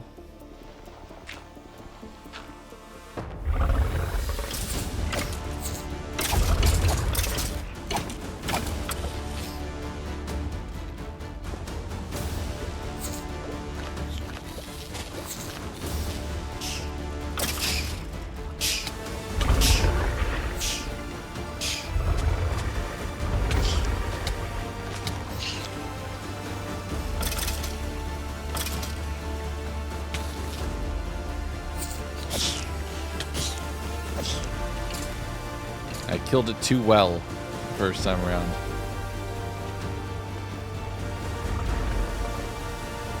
That's a lot of snacks. Or not. Well, we did okay. It says fear. I'm afraid, apparently. I don't know why. What am I supposed to be afraid of? Fighting a few more dinosaurs, I headed back towards home, taking some of the 30+ level enchants to upgrade my gear. See what we get on our boots. Hopefully it's something good. Let's go! That is awesome. So we now have 2 pieces of protection 4. We haven't even enchanted our helmet yet. Breaking 3. What would the pants get? Let's disenchant these. Blast 4. Protection 3. And protection 2. This is pretty good. We're now in at least partial protection everything. That feels awesome. So let's recap. I'm now in at least partial protection 4. I've upgraded my chest plate from diamond to inferium, meaning it provides additional benefits. I have potions, I have enchants, I have better weapons, I have better ranged combat. It's time to go spread some freedom and liberate a village. For democracy! Look, I just want to play Helldivers eventually, okay? But jumping in the airship, I flew over towards the village, blasting Freebird over the speakers as I was ready to drop in and cause some damage. Those pillagers had controlled this town for long enough, and it was time for new management. The only problem was there were no more employees. Problem is, I don't hear the villagers. I was really hoping to be able to buy arrows, because I don't have any.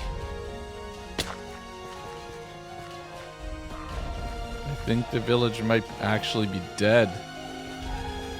So if I can't protect the village, I'm going to be damn sure that I'm at least going to avenge it. I started working my way into the castle, switching between my potion bottle and my double jump cloud to give me mobility, but to also protect me from the blindness of the illusionary.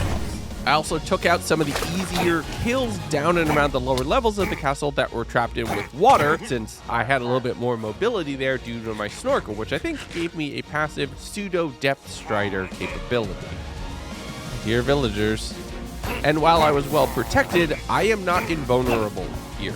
Pillagers are still doing 3 or 4 hearts of damage on axe hits. Arrows pelting me from all directions can keep me on the back foot if I'm not careful.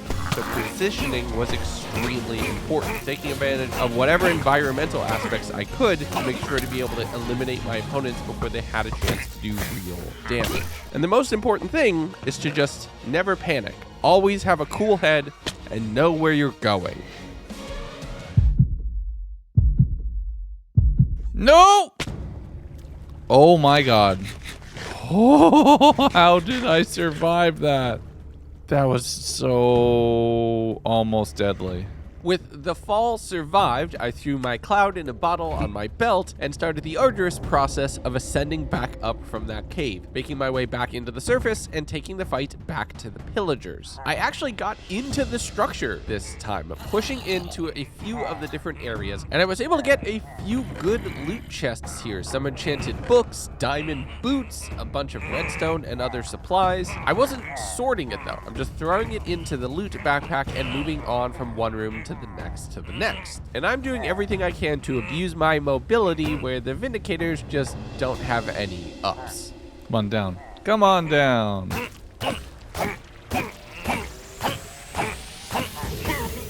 It might be a little bit slow, but I am methodically clearing room after room. And I haven't seen any spawners yet, which makes me think that there's actually a finite number of enemies I will need to clear in order to conquer this structure. And I was feeling pretty good. This is going well. This is going pretty well. I feel like this is going well. The village might be dead.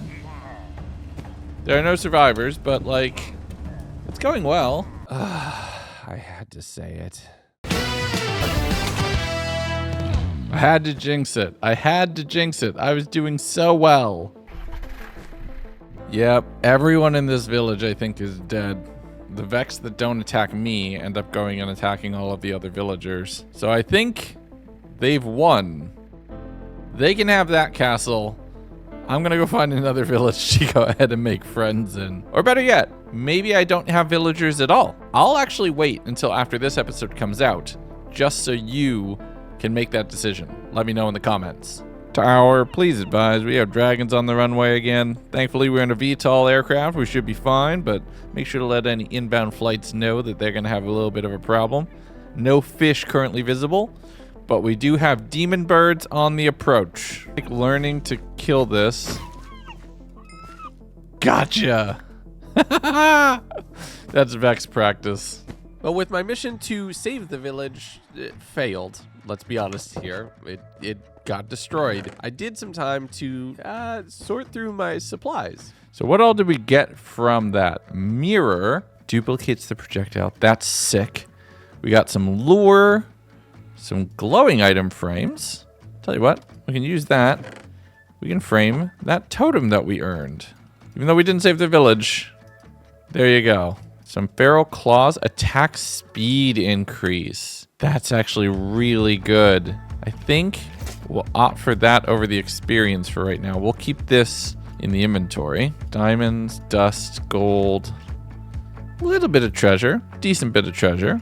All right, it's time to really do some expanding. I need to make this base bigger. I need to learn magic. I need to become a wizard. And to do any of that, believe it or not, we need to work on this. And so my quest for magic begins after the super blood moon, of course. Okay, maybe after this? But actually, I'm going to take advantage of the increased mob spawns here and go out and do a little bit of fighting. Have you all ever heard that one bit that Brendan Lee Mulligan does about if you only gain experience from combat, the only thing wizard colleges would do would be going into the woods and slaying goblins? I kind of put that into practice here. I was fighting water elementals, a whole bunch of different zombies, a ton of skeletons, because really the main way to gain experience in Minecraft is killing goblins or killing mobs. A lot of people talk about inventory updates or dimensional updates, farming updates. I want an experience overhaul. I want there to be new and different ways that you can gain experience. Or I want experience to be less important for things like enchanting, and instead you have to go around and collect ingredients, like actually enchant with spell augments and components. That would be so much cooler. But then again, in modded combat, it's always a little bit more interesting, especially when a gigantic pirate zombie tries to attack.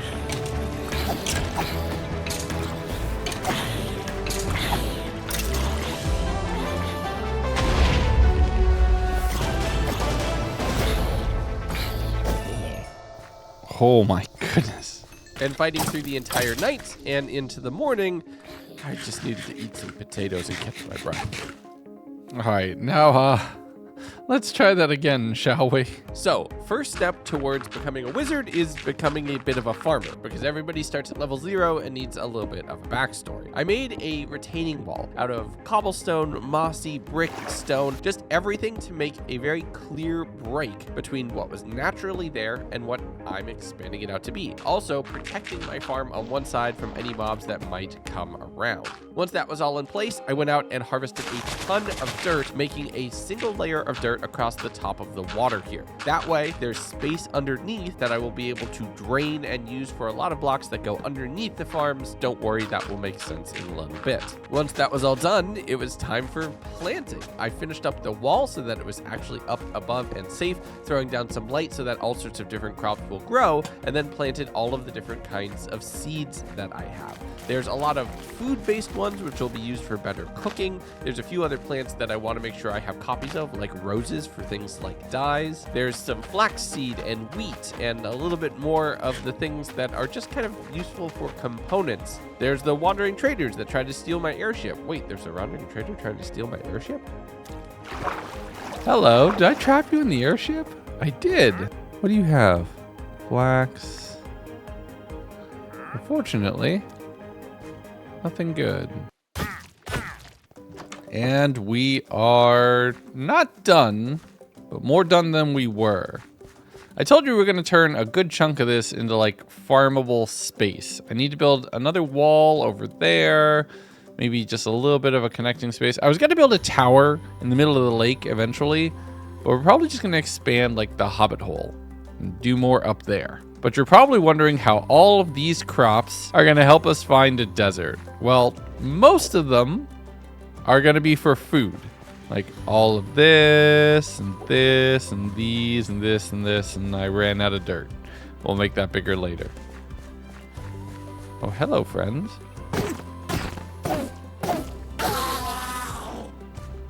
No pearl. Take the grass block though. Boop. But we're gonna make more of these seeds, which we need a lot of them, honestly. So let's very quickly pop ourselves in here. Grab, we need some regular seeds. Let's make some inferium seeds. Now these are pretty easy to make. We can make 4 of them, which is pretty good. And we're just gonna continue planting these in a grid, just like this. We're also gonna take the dust and upgrade the farmland underneath the crops like so. Gonna have to break this to do it though, which is a little annoying. And we replant these on these crop squares and they will grow faster, which is honestly pretty good. Now we pull out our watering can, which waters a 3x3 space. If we stand here and deliver the most riveting gameplay footage of all time, we can literally watch plants grow. We can also use this over on these, which is a lot faster because these crops just grow a lot quicker. Like you can see how quick the tomatoes all grow up. And if we get them to this point, then they'll start harvesting pretty quickly. But we really need our dust here to grow. So we're gonna focus our attention here for just a few seconds. I'm gonna throw on a podcast and start just grinding away on getting magical dust from plants. So now you get to see a little bit of stuff that took me a very long time, but we are playing at about 5 times speed and moving through in more of a montage fashion. Lots of time looking down, right-clicking with the watering can to be able to get 12 essence, as it is important for our next step. Okay, now that we have 12, we can do something very interesting.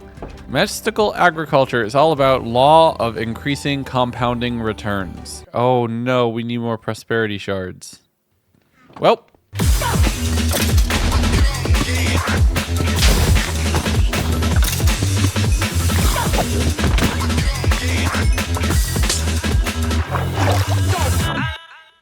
So, as I was saying, now that we have a whole bunch more Inferium dust, we can go ahead and craft up some prosperity shards to make some growth accelerators. 3 of these, which becomes 3 of these, which becomes 9 of these. And these are interesting. So basically, you can dig underneath here. And if we place these just like this, that means the blocks above them will grow faster. So if we do this, they'll grow even faster. Now, I don't know how perceptible it is when you're just kind of when you're just kind of sitting here, but these stack, and they stack a lot. So again, we're cutting the footage, so it goes really fast here, but I actually spent a decent bit of time getting all of these prosperity shards up and ready to go. And I'm putting down both Inferium infused soil as well as Inferium growth accelerator blocks underneath everything in a 5x5 grid. This would also allow me to then upgrade the watering can later and water everything in one go. But they stack. So I can put a second layer, and then a third, and then I can put the Prudentium ones underneath that, which will stack even more. And it'll get to the point where these are basically growing instantly. Now we need this stuff, which you can only get from 1 diamond. 1 diamond is worthwhile. We are spending basically all our diamonds right now, but it's worthwhile to get. We can get this.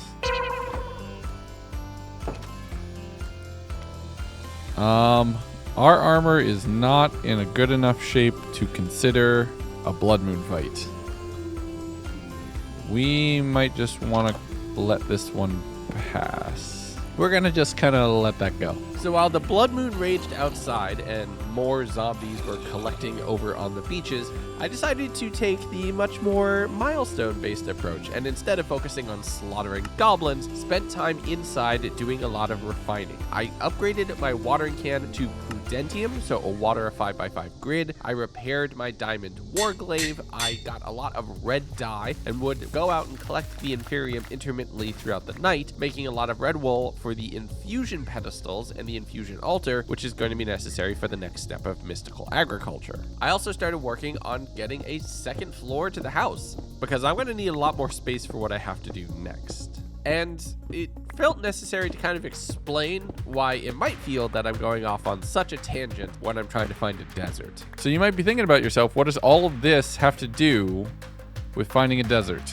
Well, I need a nature's compass in order to find a desert, which requires nature essence, which requires nature seeds, which requires infusion, and this stuff, which requires all of this. It is nature all the way down. Just planting these over here so they can be passive. These are all of my accelerated crops. I want them to keep doing their job. And they're doing very well. And also now, I have to fill it. Now, this waters the entire 5x5 grid. Look at how much more it's growing already. And this is only with like 2 growth accelerators and only on the back row. Everything else is just on 1 and with the watering can. This stuff goes fast. But in order to be useful, we need to instead start working with the essences. And all of this will be useful because we need Prudentium. And we need to upgrade our armor pretty badly. But we need to do something with the infusion altar first. And I was thinking it's the perfect excuse for a second floor. But that infusion altar actually takes a decent bit of space. You have to place all of those blocks out in the world. And if you saw my 100 Days in the Aether mod pack, you know how powerful some of these higher level infusions can be. And if I can set up all of this Inferium to be producing at max capacity, it will be a lot. And I can become nigh invulnerable destroyer of worlds. But once I had a nice circular room, because circles in Minecraft, thank you, Mr. Cat, I've placed down all of the altars, getting everything in place and making the final few stages of preparation. All of the Prudentium dust was done. The thing I'm missing is the plants.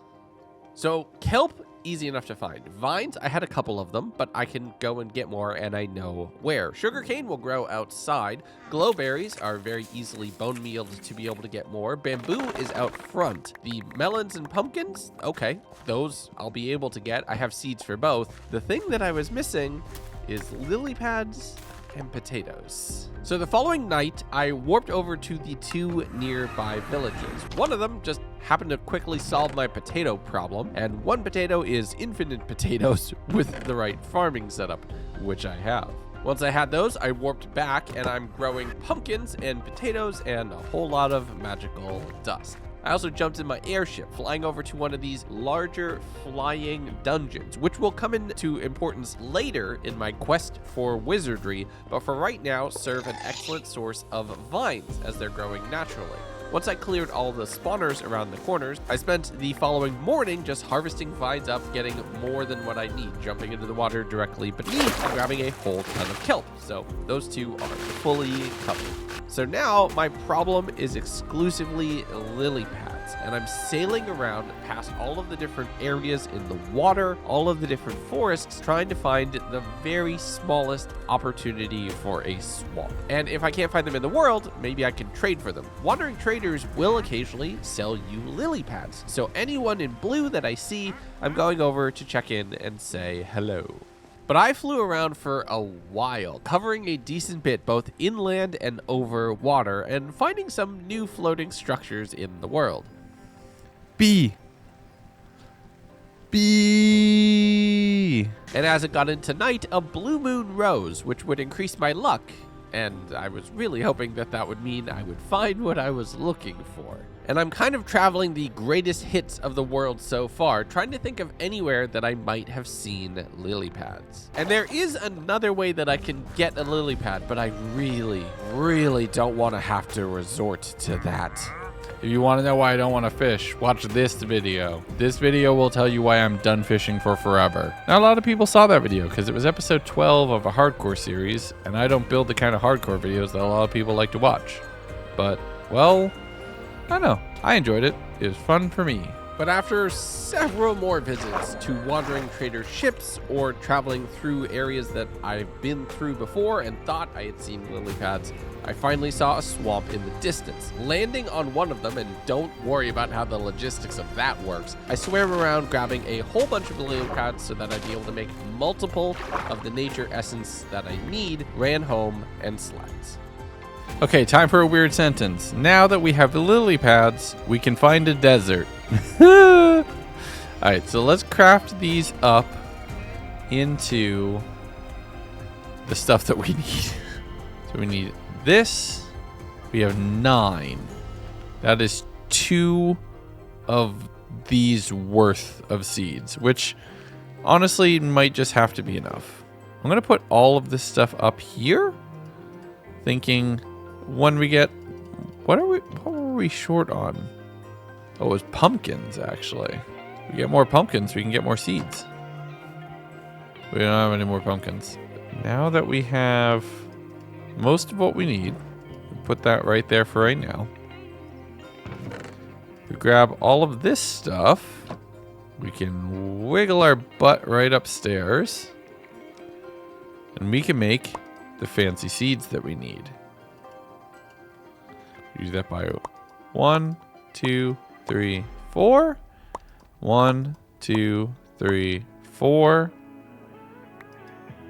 Don't remember how to make that work. Is it a button? Might be a button. It's a button.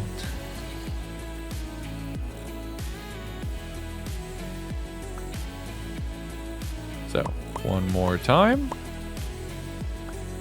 And we really only need to make this once, because now we can craft this stuff with nature essence. All right, so let's replant these 2 right here with nature seeds. If we just go ahead and get these growing, instead of this dust, they're gonna grow something else. A different kind of green dust. So they grow these leaves right here, nature essence. And we can use that to craft up a whole bunch of things, but we can also use it to craft the compass that we need that will show us the way to the desert. Now, I spent quite a while from that point using the watering can to get a whole lot of nature essence, but I'm going to just snap my fingers and cut to the point where I had everything I needed. We were short on pumpkins, right? There you go. All the pumpkins we could ever want, which means a lot more of this stuff, which I don't think we need for much else. But still, that's cool. The cool thing about it is with this stuff, I can basically make whatever I want now. And this is just the beginning. But these 4 plus 4 of these plus 1 of these makes us a nature's compass. And this is going to let us get into wizardry because we can right click with it. We can tell it to find a desert. Start search. It's almost 5,000 blocks away. All right, it's 1 in the morning real life. I'm going to go to bed. I'm going to go to bed. I'm going to go to bed in the real life. Thwomp. So we're going to have a long transatlantic flight ahead of us. Let's at least make sure that we're stocked up and supplied for it. First things first was doing a whole lot of cooking at home. Since I had a massive farm now with a whole bunch of different supplies and resources, I can take all of the different ingredients and all of the different components that I have here, cooking them down into things like tomato sauce and then some really awesome noodles that will give me a lot of nourishment and fully fill a hunger bar with one go. I also made myself some fire resistance potions so I'd be immune to fire in case anything in the desert's gonna set me on fire, and then went over towards one of the villages, making myself a fletching table so I could get myself a whole bunch of arrows. And it was awkwardly empty until I found out where everybody was hanging out. The entire village is down here. I didn't even notice. Literally everyone is stuck down here. Can one of you get a job, please? Once I had stuffed my pockets with arrows, I warped back towards home, doing a bit more organizing of my inventory and getting a few enchants in place. I repaired and upgraded a lot of my gear, getting to the point where I feel a little bit more confident dealing with any mobs that might jump out of the sand at me, and then it was time to get going. Okay, I have a waste stone to get back. I have most of what I need, I think. I'm gonna take the plane. The plane is faster, but we will take this with us just in case.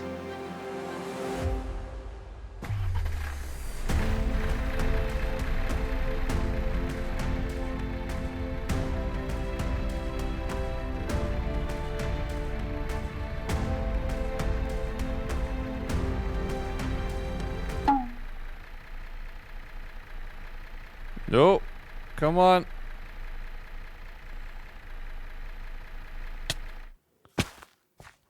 I crashed.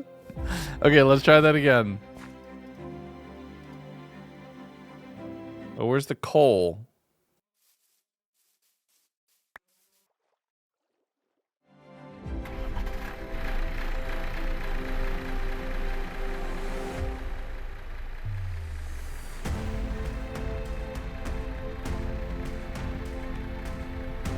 There we go. There we go. We're flying. And once I had properly taken to the skies, happy I had chosen this transport method instead of the ocean because of, well, the giant sea snakes jumping out of the lake to my left, it was time to enjoy a relaxing flight through the clouds. This is your captain speaking. There's a sea monster out on the left side of the wing. On your right, you see a little bit of forest, some really cool shattered terrain. Nice little brick village down there. Everybody seems to be chilling appropriately. All is well.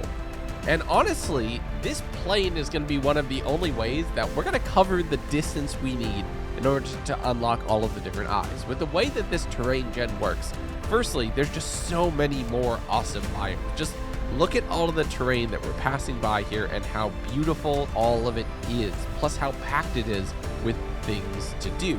But that does also mean that getting to any area is going to take exponentially longer, as it takes longer for the terrain to kind of transition from lush jungle to barren desert. There's a waste on there, but there's no way to easily get that. That's a baby dragon. That's multiple baby dragons. Are they headed my way? Oh, there's 3 baby dragons. Okay. Are they chasing me? I don't think so. I think the plane is a little too fat. That's a big nest. We're gonna turn here and hope that we didn't stray too close. That flight took over a full day, and I had the compass in my hand at the very end of it as we finally started cresting over mesa-cracked hills and sandy deserts. And this plane is still kind of hard to land, so I just kind of put it down in the lake. Once I was on the ground without dying from the landing, I had to navigate around a few of the husks and other mobs here in the desert. Not knowing what would kill me instantly versus what would be a little tickle, I'm giving everything a very wide berth as I made my way over towards a savanna village, where since I installed the Easy Villagers mod, I now got the first village advancement. Yeah, you've seen me in other villages a lot. This is just the first vanilla one that I've been in. But unfortunately, they didn't have their own waystone. So the one I had brought, which was basically my plan for a return trip, I plopped down and named that, and then started exploring to see what this village had going on. Bestiary?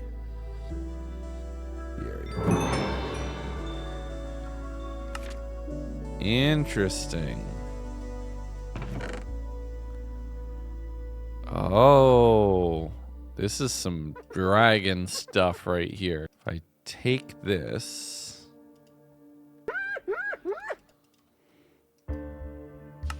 Oh. After hatching my own dragon, I want a dragon.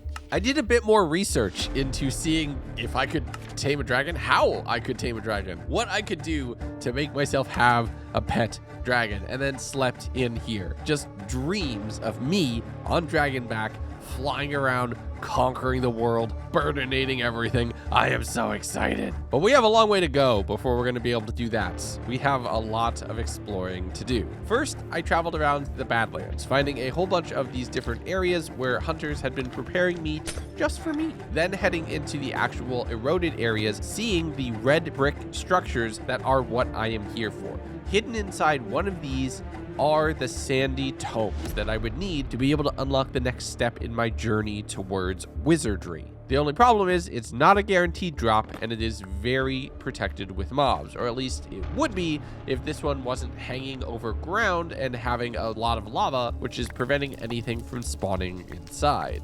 I worked my way through this abandoned version of the structure, and it did make me nervous, considering there's supposed to be great resistance here. What could have killed everything standing here, and would it come back for me? I also saw a nearby Pillager tower, which could be the place where I would find the next of the eyes that I am looking for, as it's another structure I need to keep an eye out for, but Oh, brother, this guy stinks! Okay, don't click off. Trust me, it still gets good. I fought all of the pillagers working my way up towards their roof, and they had some decent loot, but no eyes to speak of. They did, however, drop a backpack, solving the inventory management concerns that I had back in the village. I upgraded that to iron right away, so I'd be able to throw a whole bunch in here, sleeping on the sand, and making some more discoveries in the morning. Databases? Oh!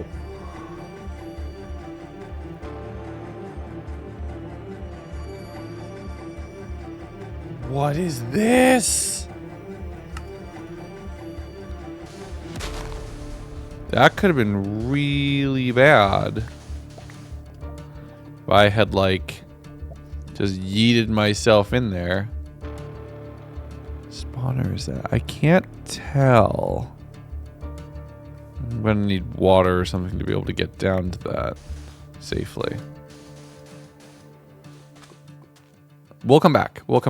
But a little bit into the next morning, I found just a bunch of random items floating on the river, and then the reason that this desert was somewhat empty. There was an electric dragon here. This black dragon likely made most of this desert its hunting ground. So anything living that is walking around here is potential dragon snacks. And right now, that includes me. I double jumped my way out of the distance as far as I could, up and onto one of the areas of the Shattered Badlands, to the point where it was snowy on top of this, the sheer altitude giving me a little bit more protection from all of the dangers of this area, including the dinosaurs that were living down on the ground. I'm checking around anywhere I could find, looking for those distinctive orange bricks that I could have another shot at finding a sandy tome. Problem being, along the other edge of this area were a few more dragons. I am surrounded by dragons on all sides. This is a problem. It's looking right at me.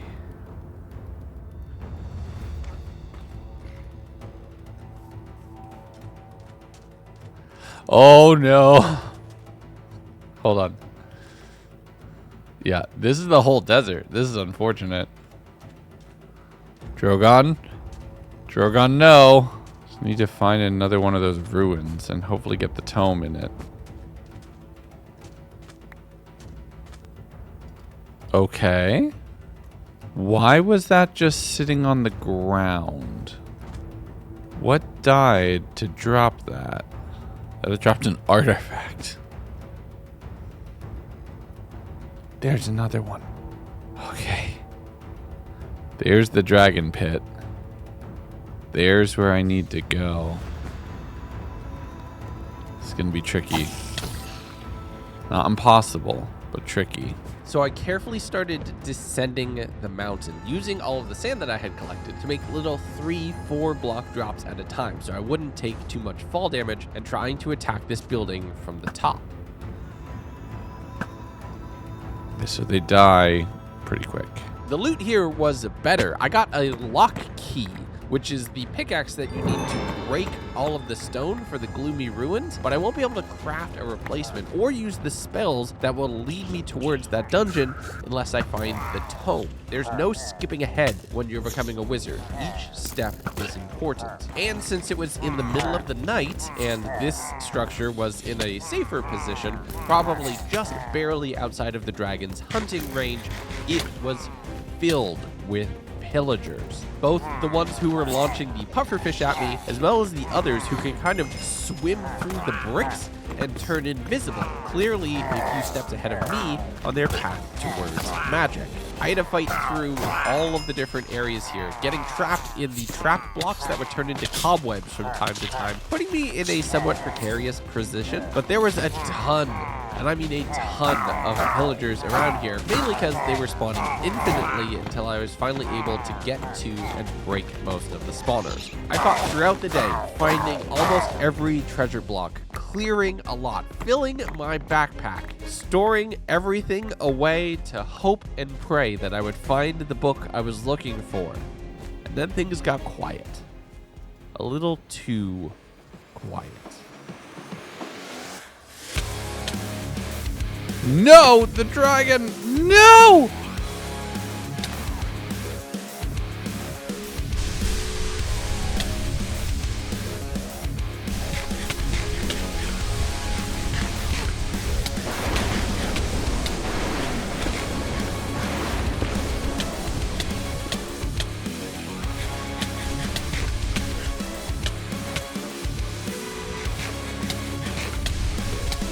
Oh, I'm in trouble here.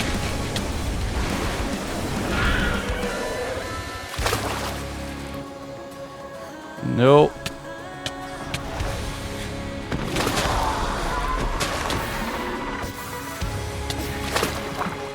No. That was so dangerously close. I think it stole all my food.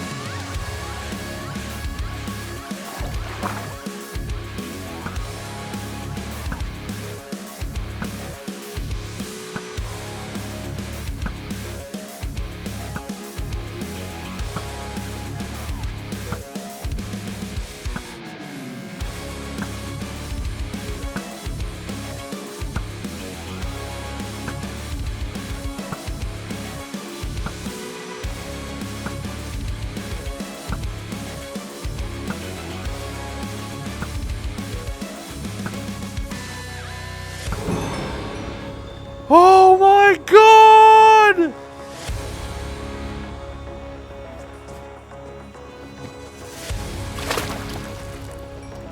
I killed a dragon! Yes! Yes!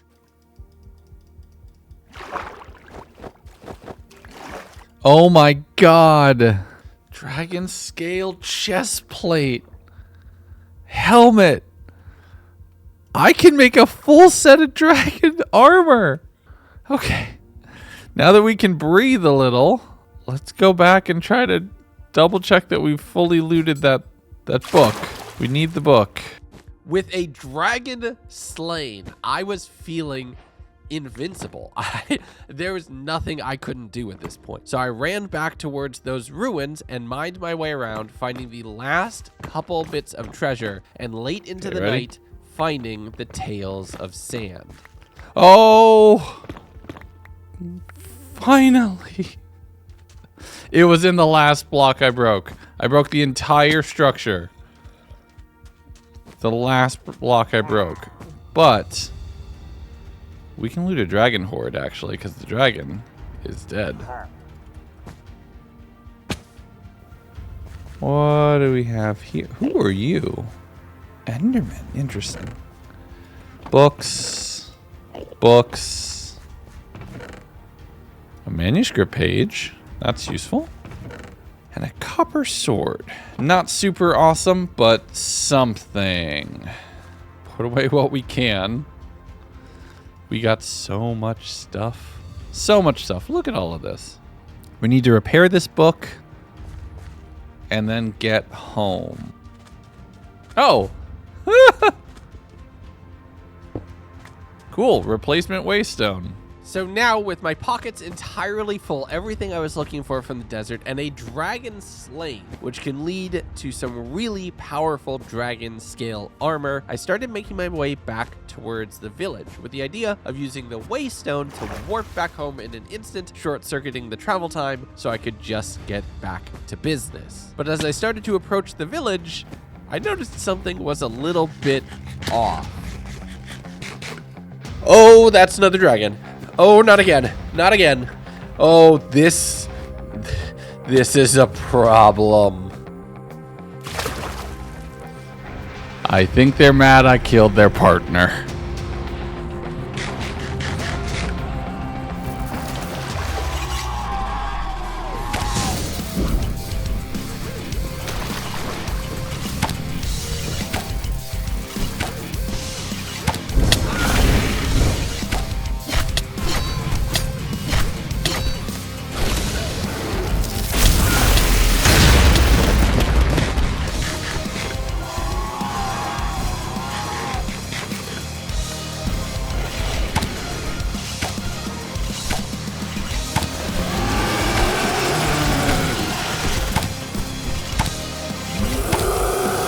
I got you!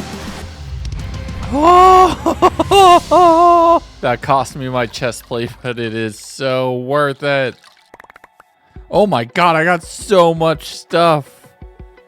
A lightning dragon heart. Now, to be fair, I'm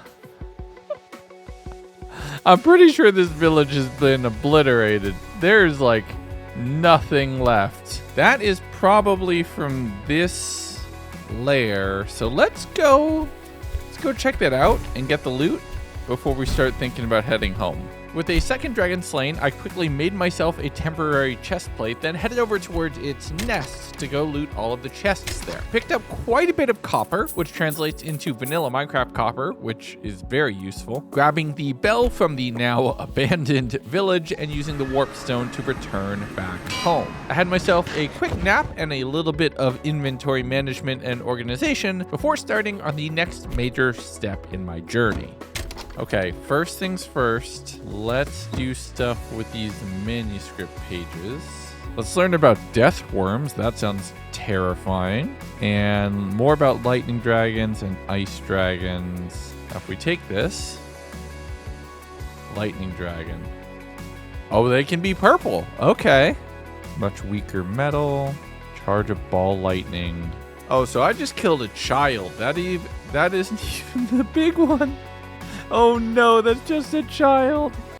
Well, I guess you all just saw that dragon fight with no sound, because there's no way I'm going back and redoing that. And I just noticed that the audio is wrong. Dang it, Elgato. But the editors can take care of that. It's all good. I can't do it again. No, go back. It's okay. It's okay, back. No, I got it. It's okay. I've got it. I've got it. Yes. Okay, good. Okay.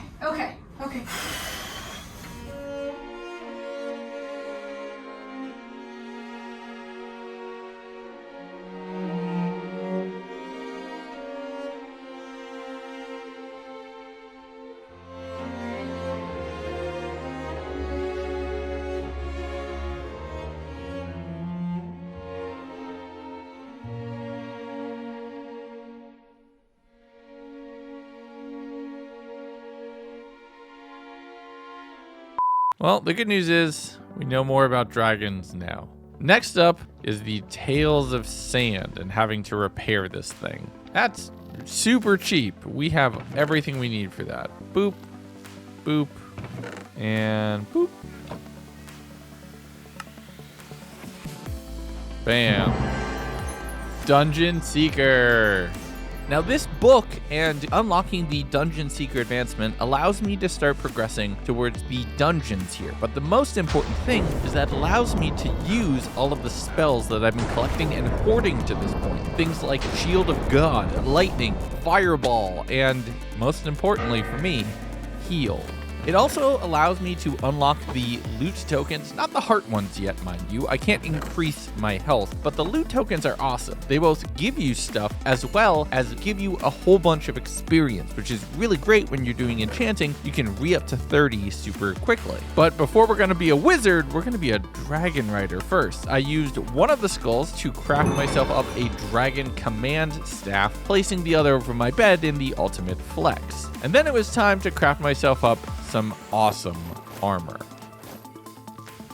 Oh my god, I look so cool. All right, let's get, we got, I have work. Oh, stand by. Voice over me, take it away for a second. I stashed away the diamond armor which had gotten me to this point, had me survive a dragon attack, so I think it had done its job. I then used all of the dragon bones and some wither bones that I had collected from my time in the Nether to make myself a dragon bone bow and a whole set of dragon bone arrows. From there, it was a bit of enchanting, getting protection 4 on a good portion of the armor and utilizing those loot tokens to great effect to keep myself above level 30 to be able to enchant everything really quickly without having to waste any levels. I did get scammed at one point, seeing Unbreaking 3 in the level 2 enchant slot, but then getting Unbreaking 2 when I actually enchanted it out. Okay, karma's gonna have to hit me in some way here, but having full set of enchanted dragon scale armor and a power 1 dragon bone bow means I can do some really cool stuff. Combine that with the magic spells that I've learned, and I'm feeling pretty darn near invincible. So this is awesome. Now I can use these spells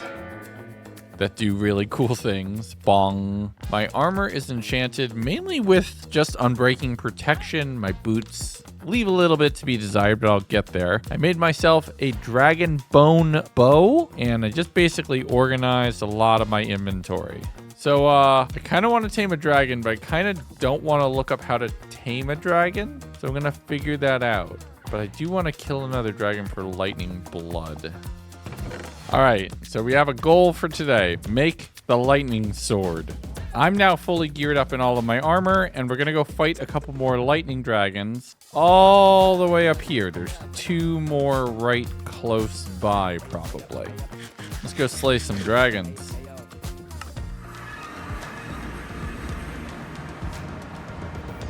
This way. It does feel a little silly to be actively seeking out a dragon fight, but I kind of just want to actively seek out a dragon fight. Oh, they're purple. I don't know if that makes it any different. We're going to try. And I got so many comments that... Oh, Ducky! I got so many comments that those are not baby dragons and are instead something that we can tame. I will do that later because that's cool. I'm kind of on a killing dragon kick right now.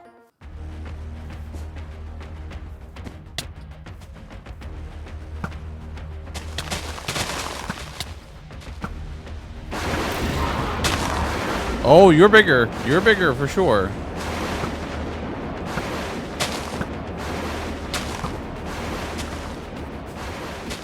Oh my goodness, the purple ones are so much bigger.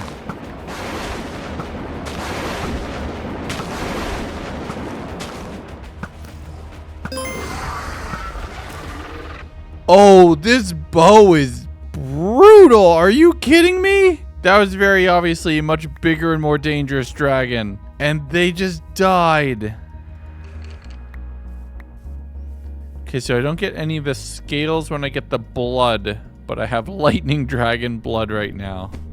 Thank you, Tree, for helping out, by the way. After a quick nap next to the corpse, I made my way over towards the dragon's hoard, collecting everything out of the chest there, finding another random dragon skeleton just on the ground. Perhaps they're infighting amongst each other, perhaps it's just random generation, but I'm starting to collect dragon skulls like they're Pokemon cards at the moment. And believe me, the dragons are volunteering and lining up to join in.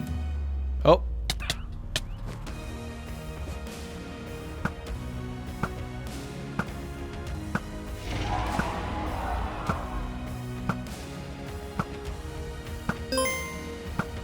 Oh my god, are you kidding me? This bow is overpowered. I'm beginning to think this gear might be too good. Clearing yet another one of these nests, I'm now going from the point of being afraid of these creatures to seeking them out to engage with them. The next one was a little bit bigger, a higher tier. The lightning breath actually did some damage and went on top of my armor, scorching the earth underneath me. But they fell just the same, collecting everything from their hoard and adding it to my own. Followed that up with another black dragon, dead within a few seconds. I'm actually becoming a force to be reckoned with in this world. Nearby to that dragon's hoard was some sort of monument to a fallen at night, with a bottle of tears inside of the dispenser, which I quickly drank and set myself on fire with. Don't think about that too hard. Heading into the rainforest the following day to do a little bit more exploring around. Dropped inside were a few hobgoblins and goblins, and at this point, I've slayed dragons. We're going into the forest and we're getting a whole bunch more experience, people. After some short negotiations with the hobgoblins, I found a jungle pyramid nearby here, packed with silverfish, which was honestly kind of annoying, and I was nervous that they would trip a stone pressure plate for explosives, since this seems like it's based off of a desert pyramid, but the silverfish are the trap. No booms here, at least not right away. Where's melee attacks to absorb health? Oh, that's really good. Hey, we got it! The rogue eye. We got the jungle eye. We got 2. So now I'm wearing the corpse of a dragon. I am carrying a legendary weapon, a bow that does an insane amount of damage, and when I hit people, I recover health based off of the damage that I do. I made my way directly over the top of the forest towards another amethyst dragon, catching them underneath the tree line, letting them crawl towards me as I just mowed them down with the dragon bow. After looting another skeleton and throwing more into the iron backpack, check it out, I have 6 dragon skulls at this point. I headed over towards their horde, grabbing all of the manuscript pages primarily, swimming along the ocean coast to start making my way back around towards the waystone so I could potentially warp back home. There's a few other small POI around here. This one tower that had some emeralds and another waystone at the top, so that's another place that I can make a potential warp point. Sleeping on the top of that and jumping down to the coast, seeing what I can only describe as like a giant stone calcified lionfish skeleton poking up out of the water. It was surrounded with sharks. Thankfully, they weren't aggressive ones. Turns out sharks actually aren't super aggressive. It's all Discovery Channel lying to us. But there was a shipwreck nearby where I was able to pick up some steampunk leggings and a little bit of supplies here and there, with a buried treasure map that I was able to dig up. Unfortunately, not getting the old eye, but grabbing some other goodies along the way. When I went to swim across the ocean to continue exploring this area, I did have a bit of a chance encounter.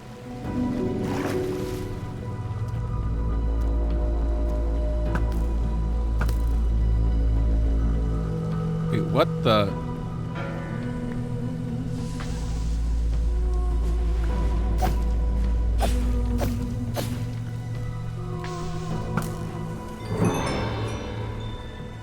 What was that?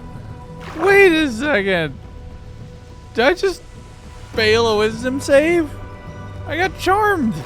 But heading out of the ocean, I made my way into a desert, finding some death worm chitin and a dune reference. It's actually funny, I was recording a Desert 100 Days video right around the same time that I was recording this one. The Modpack is bugged, so it's gonna come out slightly out of order. That'll come out in like a couple months, but just know that I discovered death worms at about the same time in both packs. But I headed along the beach, seeing a few more of those sirens, running and purling out of range, making myself a set of earplugs, which would allow me to be safe from the siren's song at the cost of a whole lot of armor points. I made my way a lot closer, bowed down, and meleeed the enemies, switching back to my dragon helmet as a fire dragon was swirling over the ocean right here near the edge of the desert. I pinned them up on top of the water where they couldn't land without taking damage, relying on my bow to do significant damage and clear them out. All of that to save a wandering trader that had the dragon's ire, picking up an Ocean Ancient City Explorer map from them, which is another POI that I can go hit up at a later date. Oh, I timed that perfectly. I slept in the thunderstorm, which skipped the blood moon because it skipped the night. That's wild. Having somehow found a way to do what the mod is generally not intending to let you do, I made my way over towards the Fire Dragon Horde, where they actually hoard gold instead of copper, so breaking all of those little coin piles is a lot more valuable, and I spent the time to get everything from there. I headed over into the Red Rock Sandstone Desert area, finding another waystone which I was able to pick up, and making my way into a bit of a town which I thought might be another village of some kind, but it turned out to be a bit of a bandit camp. There was a bunch of different spawners around here, one of which was made out of hoglins and wither skeletons. It is a bit of a jump scare, especially when the giant amethyst dragon landed on top of everything. And being withered at the same time as fighting one of the dragons definitely makes it a little bit more harrowing, considering the armor tier that I've afforded myself damage from multiple sources sort of starts to overwhelm that. I was able to slay the dragon, relying a little bit on my heal spells and golden apples to make sure to keep me up so I wasn't taking lethal damage, using a few bombs to deal with the hoglins around here, who I was able to cook thanks to the Soulfire enchantment on my Warglaive, having them provide me a whole lot of nice resources, getting to a few of the chests where the chest loot themselves is underwhelming, but the drops from the mobs, that's what's actually really useful here. I can kill the hoglins for a really good source of meat, especially once it's cooked, and I can kill the withers for wither bones that I can use to craft more dragon arrows. But remember how I said I had skipped the blood moon? Oh no. I timed that perfectly. Not wanting to take any risks, I pearled my way down to the desert village, replacing the waystone so that it was properly named, indicating where it actually belongs here, and warped it back over towards home. I guess I wasn't exactly dodging the blood moon, but it's a good enough reason to head home as any. So while all of the undead and demons and everything else wailed around outside, it was time to do some work here at the base. I did a little bit of organizing of all of my inventory, compressing items down into their ingot or block forms, and after about 3 days of non-stop murder, it was really impressive everything I had collected. And that's all done, and that out there is all done. We're safe? Awesome. So we've hit the point where this is an insufficient inventory. I have a ton of skulls that I don't know what to do with, and most of these chests are fully, entirely, completely full. So with that all done, and an additional eye now locked in here, we are getting there. But this room is no longer cutting it. I mean, look at us. We slay dragons. I'm wearing one as a hat. I have one mounted above my bed right there. Living in a hole in the wall is no longer sufficient. Hi.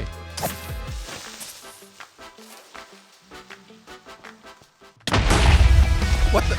That's my wall!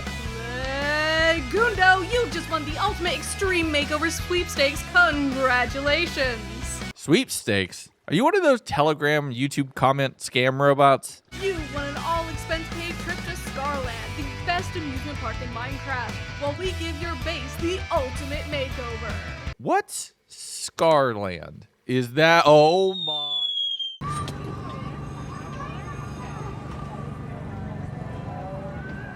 Huh? All right, Beck, the TNT is ready for detonation.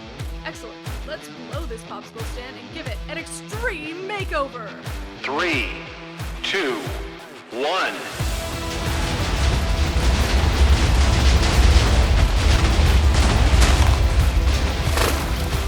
We've added some rustic wood paneling to really accent the Dragon Slayer decor Legs has collected. The library has been expanded with some additional supports to hold the raw enchanting power of this build.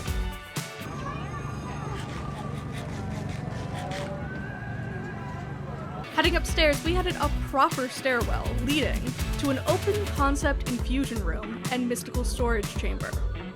With the balcony, we've taken advantage of the treetop canopy to create a more organic overview that's guarded by the souls of the fallen dragons.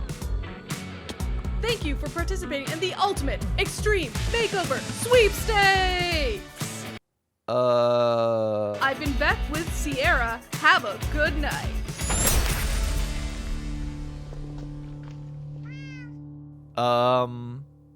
What? All right, thanks, I guess. I mean, the house is definitely less exploded now, and we have more. Like, this whole upper area right here, this balcony.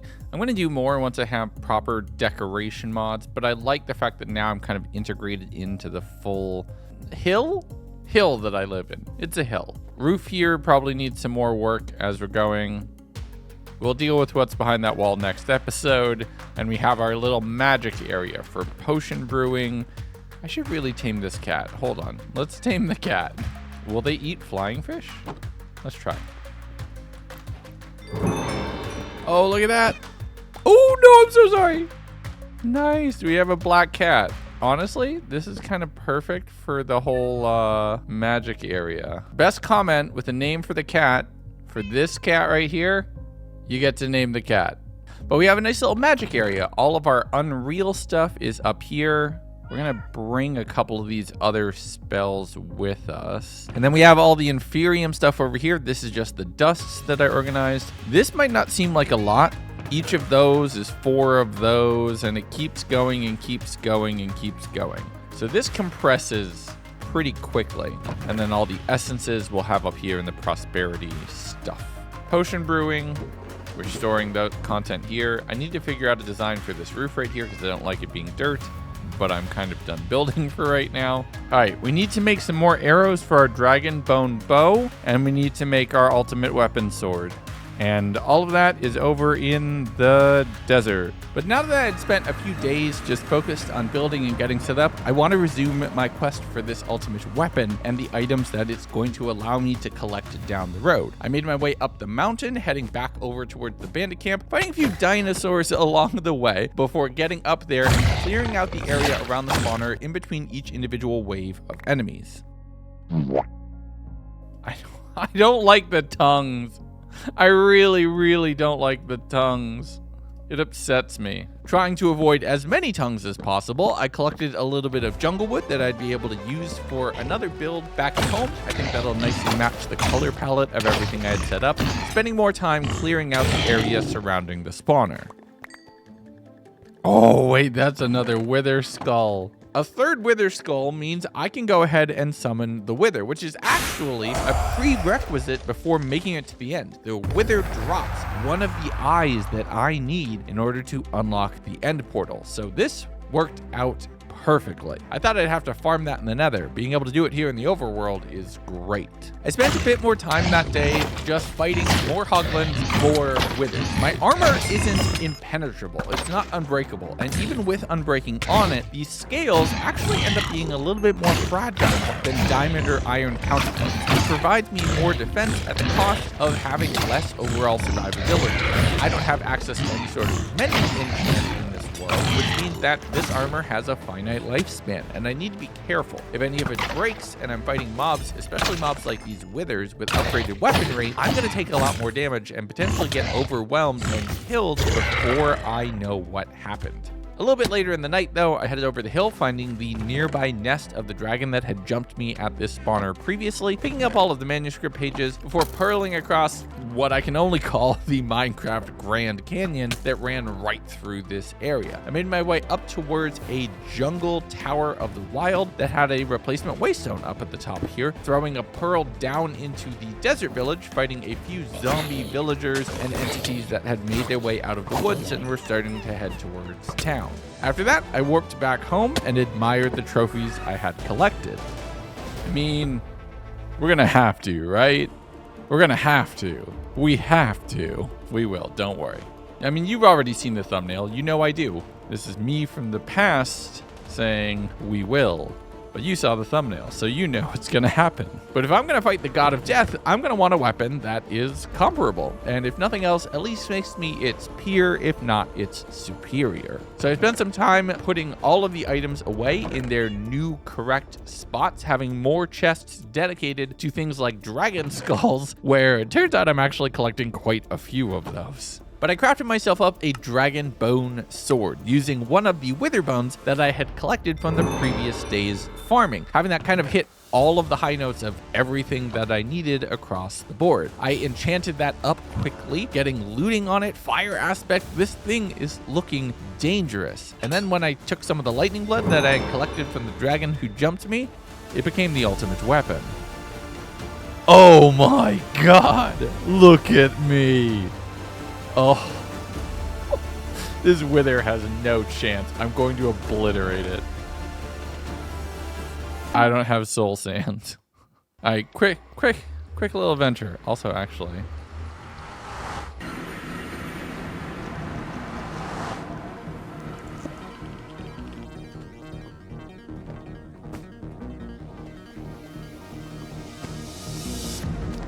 No!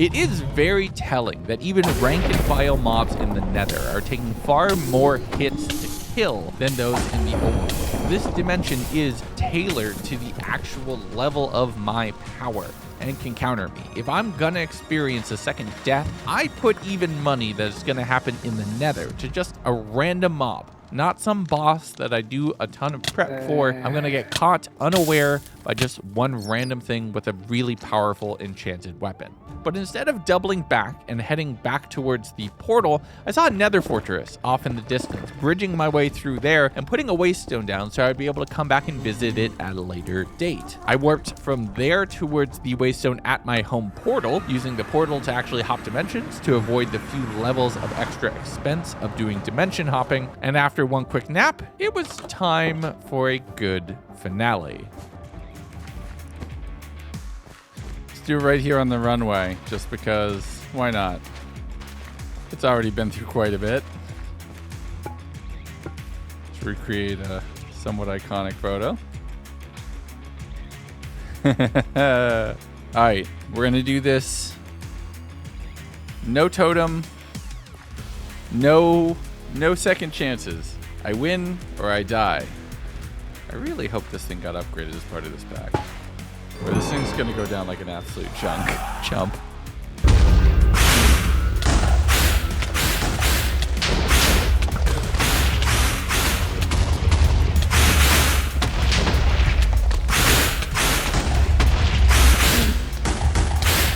Okay, here we go.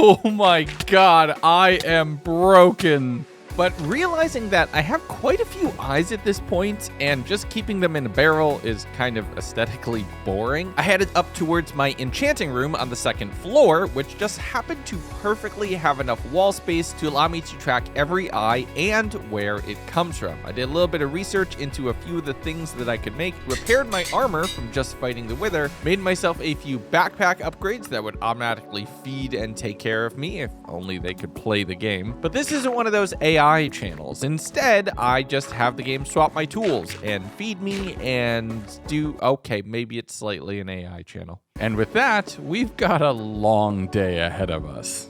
So now we've set up some proper tracking. That chest was one thing, this is another. This is every eye and where to find them. If I could just keep looking around and succeed. I started to run out of words there in the end, I'm not gonna lie. Some of these are easy. We can do some enchanting. We can do some clericking. We can go get the ocean materials to craft that. That's only 3 more. This is gonna be a very eye-heavy episode. Some of our past ones, but kind of other tasks, we're going for eyes today. That is right after this distraction.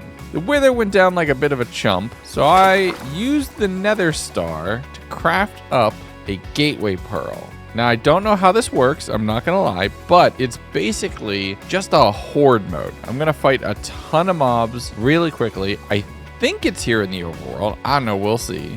I've made myself some heals, some apples, a bunch of arrows, and a bunch of backpack upgrades to help this whole process along. If I succeed, I get the eye back and a whole bunch of skeleton rolls. And if I can get a skeleton horse, that's another eye. So let's do this. Okay. Do they come out of the gate?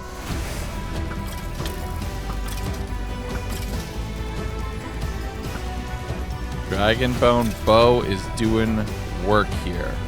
Oh, there you are.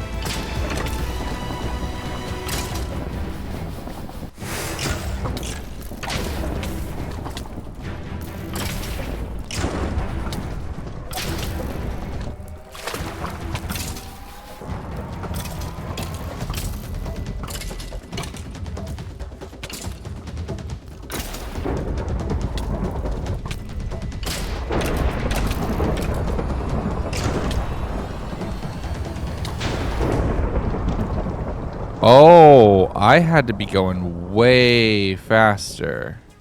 That consumed the... Oh, no. I lost the Nether star because I wasn't fast enough. Well, that was a bit of a wash. So much for that idea. Let's get back at finding those eyes. Having wasted a Nether star, not realizing that I was on the clock for that gateway, I went to drop off all of the drops that I had collected, getting a whole bunch of magical things, as well as just a whole lot of bones and other supplies. I made some upgrades for my airship, so I'd be able to fly around a little bit faster, realizing that some of them don't actually apply, jumping back in the blimp and heading off to the west, out into the ocean, where I knew an ocean monument would be waiting, and I could go take on some Elder Guardians, which would drop another one of the eyes, allowing me to progress even further. And this is funny because I have a potion bottle and a snorkel, which means that negative potion effects, they're greatly reduced, and I can breathe underwater. So I'm basically purpose-built to counter an ocean monuments challenge, even these bigger, more expansive ones. And I was able to take on all of the guardians here, being very careful to not take too much damage, which would cause my armor to break. That is something I can't afford. And I'm actually taking some decent hits here, being down at like half health pretty frequently. The trident that you get as part of these monuments is great for reasons you'll see later, but I'm swimming around causing lightning to strike underwater, don't think about that too hard, fighting a whole bunch of guardians and digging my way through the walls, finding things in these structures that I didn't know was there. Oh, I didn't know this was here. This is a really pleasant surprise. I don't think I've ever found this room before. A bunch of free gold aside, I headed into some of the central structures, searching around for the third Elder Guardian of the structure and just not finding them. After a while, I continued flying west, going deeper into the ocean, finding a pirate ship and another monument. Ending up with a whole bunch of loot from the ship was awesome, and I kind of knew that this was here because I had just done 100 days in the ocean only, where this was one of the main structures I interacted with. Go watch that video. It was a ton of fun. Pillager friends. This is awesome. It's like a friendly ship. Break that before anybody gets any bad ideas.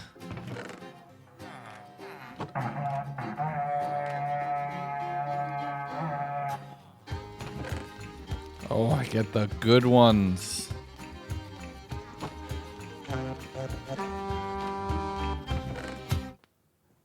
Wait, because that pulls from the Pillager Tower loot pool. Oh my god! This is massive! Genuinely game-changing. But the following morning, I thought, let's do a little trading to see if I can unlock something else. I need a rabbit's foot to make the trade. Okay, that's manageable. Needing a rabbit's foot is a bit of a problem, but that's something we'll address later. So instead, I jumped underwater, going down to fight some of the Elder Guardians here, mining into the main room right away, and let's make this a fun little combat montage.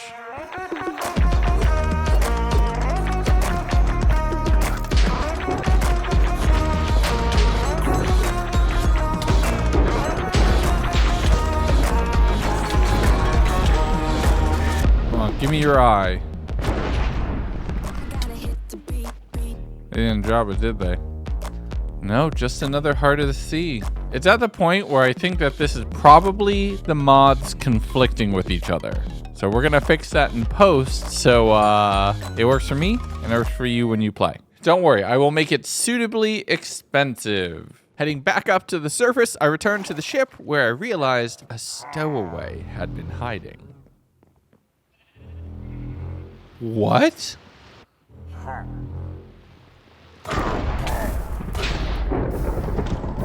It was at this moment that he knew. He f***ed up. Oh, you have got to be kidding me.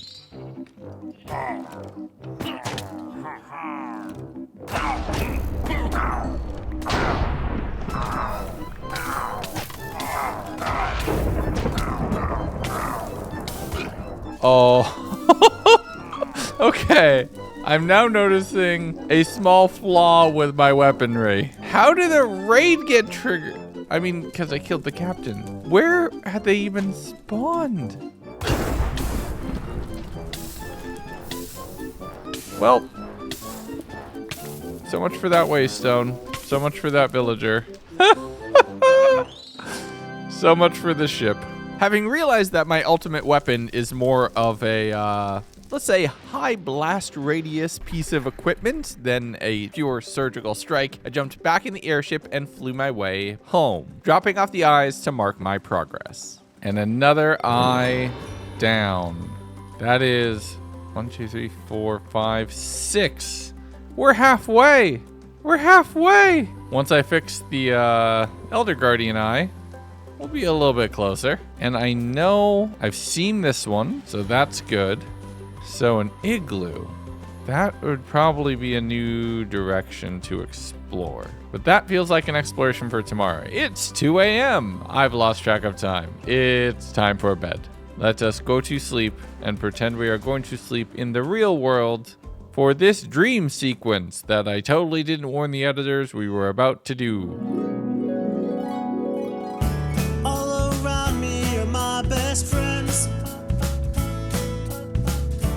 Joy they bring, I just can't tell.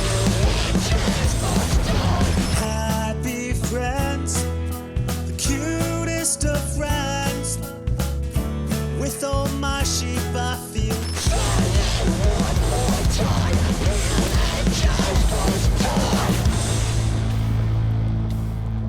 The following morning, I had added a crafting recipe to fix the fact that the mods were conflicting on what an Elder Guardian should drop, using all 3 of my Hearts of the Sea to craft 2 conduits and then the Guardian's Eye. Since the mods don't seem to, want to work together, we make it work. You're on the honor system if you do this yourself. But with that, Guardian Eye is done. That's another one finished. And we know where to find that one. And this one, we can definitely craft. Check it out. All we need is a little bit of coral.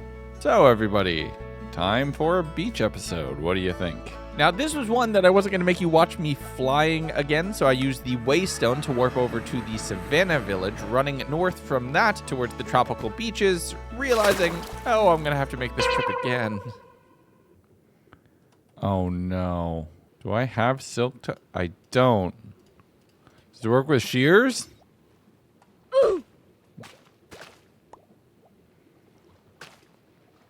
Hello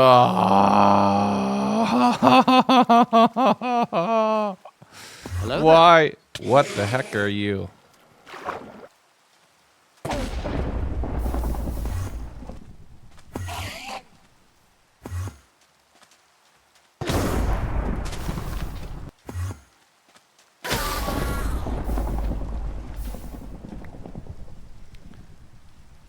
Okay, that was a little unexpected.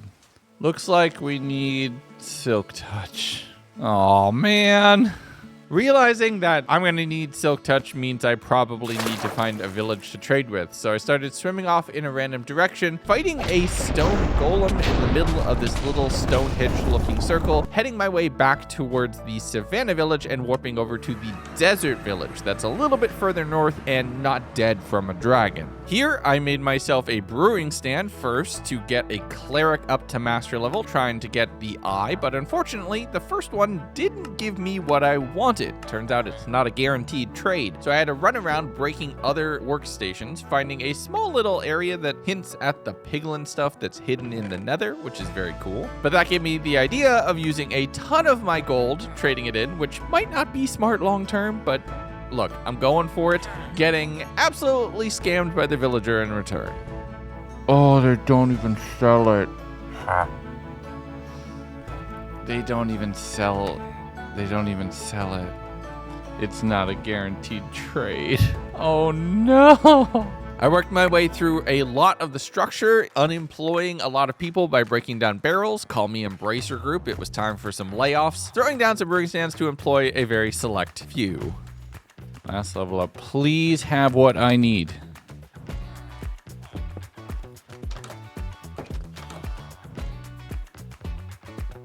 Again, no. 38 emeralds for a token, though? Alright, they might not have what I need, but they're gonna make me rich. That does mean we're gonna have to do this. Where's those heart tokens? I have 3. That's probably worth it, right? Oh, and we have brewing sand. We are gonna need one of these to convince somebody else to become a cleric. We are gonna need one of these to convince somebody to become a librarian. So we have one. We have perfect. Hello, ATM.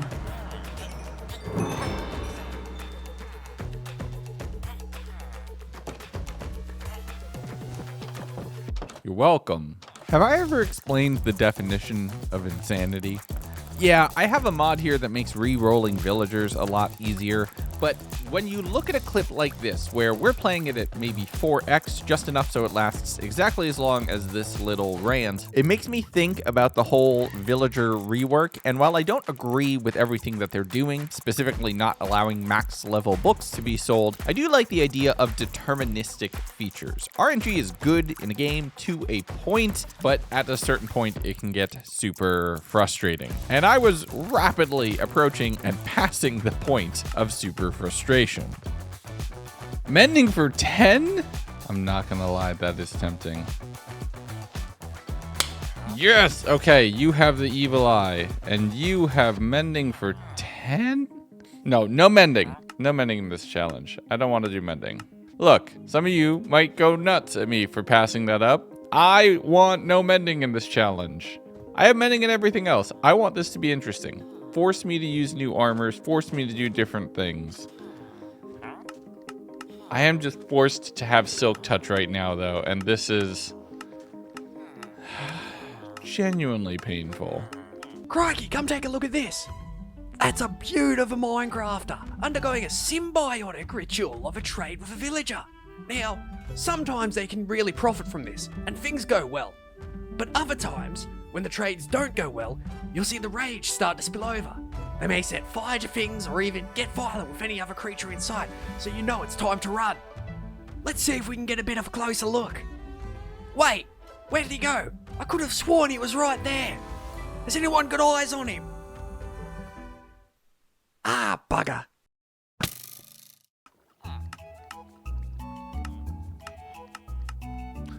That was Silk Touch. That was 100% Silk Touch, and I just passed it again.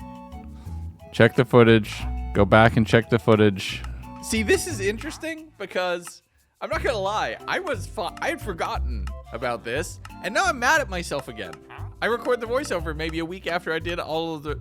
I'm mad at myself again for missing that. How did I let that happen? No, I'm done. I'm done. I'm out.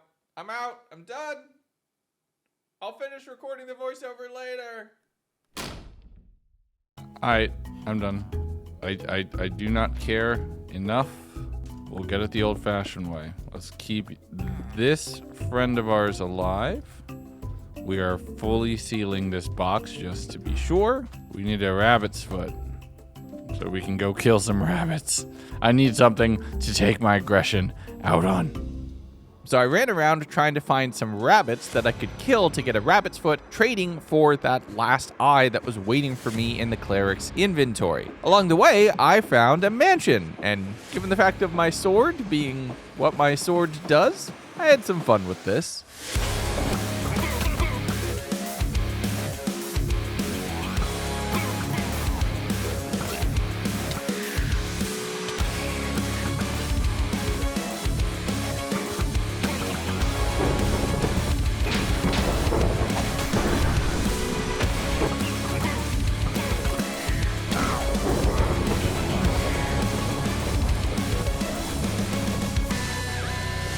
This is fine. This is fine. This is... We're right back to episode 1 here, aren't we? A little bit. It's a lot of burned materials, causing just a teeny bit of lag. A wonderful little throwback. It was so nice to actually take on a place like this again. Also, just because we can, I think it's finally time to upgrade off of our white sleeping bag to an actual sleeping bag, like an actual decorated one. There we go. I think my business here is done. Good talk, everybody. And once I stepped outside, I found some people who were trying to escape my wrath. Can't have that now, can we? Oh, hello, boys. Are you leaving the house? Do I have news for you? You can't escape me.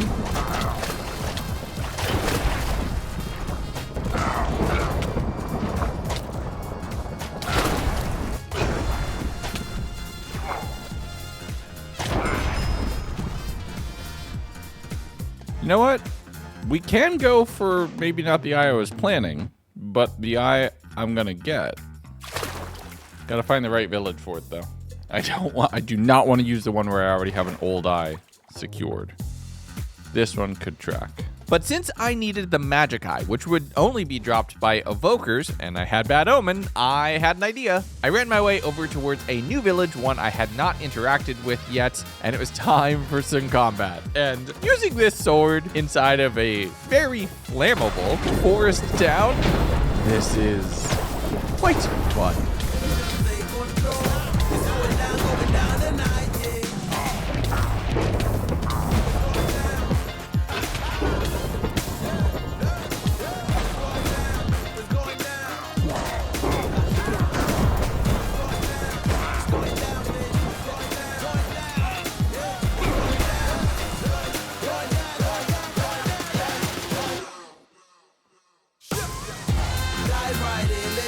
Oh, it sucks to be you, buddy.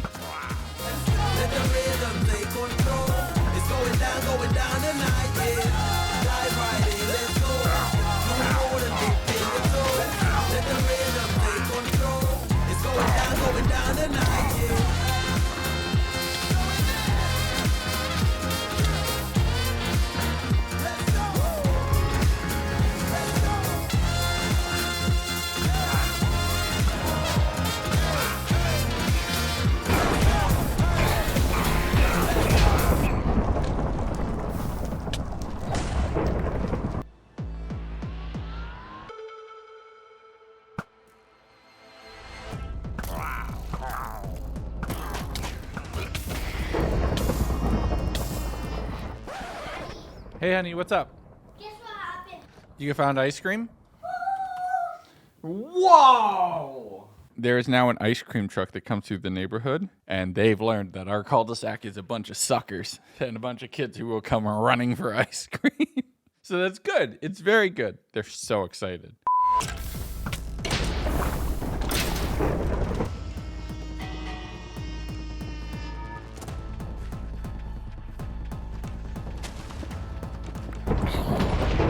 Wait, did I add to the raid by converting a village? I did.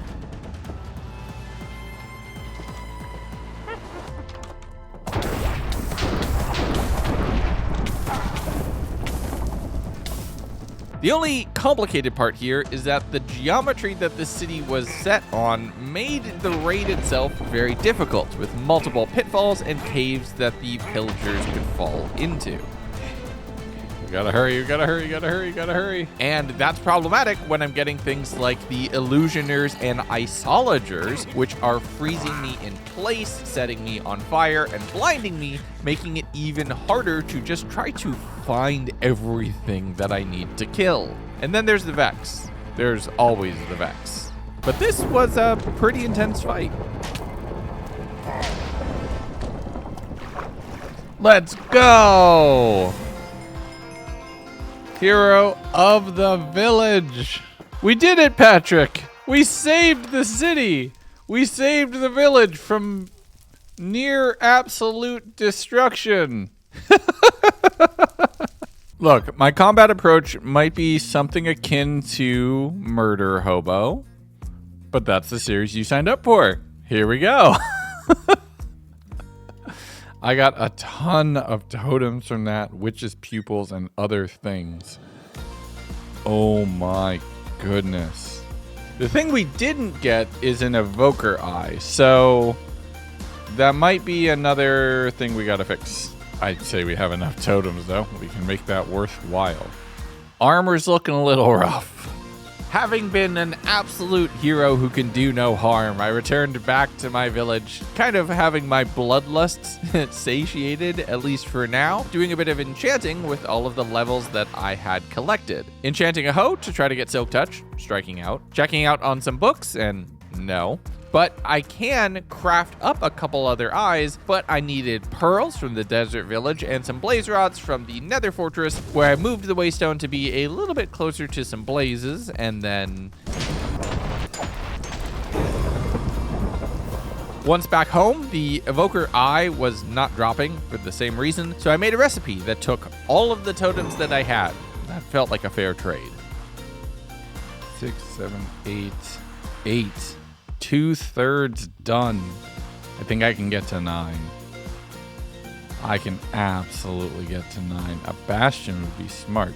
Let's go do a little bit of mining, get some more lapis for ourselves, see if we can get that Silk Touch book. 5 minutes later. Look, I've shown me caving like 4 times at this point. In those caves directly underneath, I went, I mined, I conquered. I headed back up, compressing a lot of the Inferium essence that I had collected and some that I had stockpiled from the farm out front to make myself a set of lapis seeds. This would allow me to grow lapis, so I wouldn't have to head underground for that resource anymore, just having it here so it's easier and more at hand.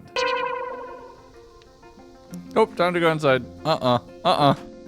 Time to stay inside. I figured, let's just stay inside and play video games. I mean, enchant my gear. And that kind of ended up being the right call. Yo! That's another eye. That is another eye. Cryptic. Bam. 9! We're 3/4 the way through. I really want to see Silk Touch on here. There it is, level 30. We at level 30, we can get Silk Touch Hoe. Now, if only there were a really easy way to get myself a whole bunch of experience.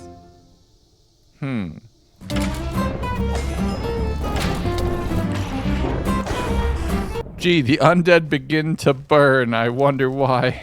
Oh my god, my boots have 14 durability. Look at how close these are to breaking. All of this is. For right now,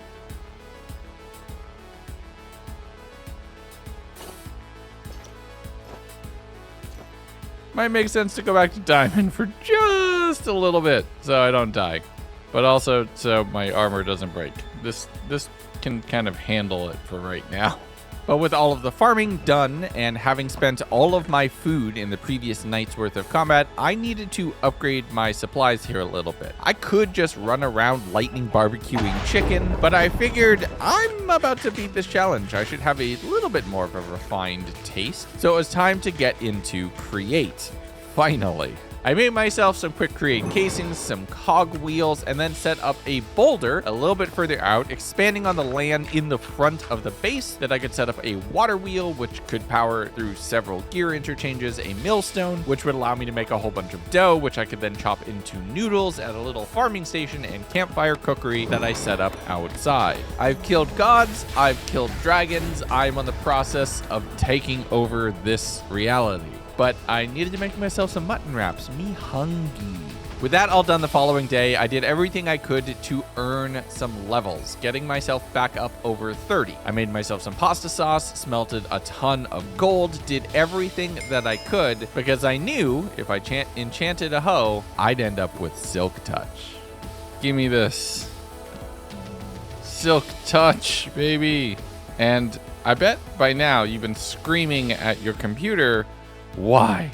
Why hasn't he named the cat yet? Mainly because I was trying to save levels, but I have an awesome name. I will leave the comment thread up on screen, but it was started by Modern Ghost, and then this was the kind of one-up from Nert Neverlander, naming our cat Broomforth the Void Firth. I love this name. It's so good. It's so good. Thank you for leaving a comment on that. That was wonderful. I appreciate it. We have ground our way through so many eyes. Okay, let's go unlock the next one.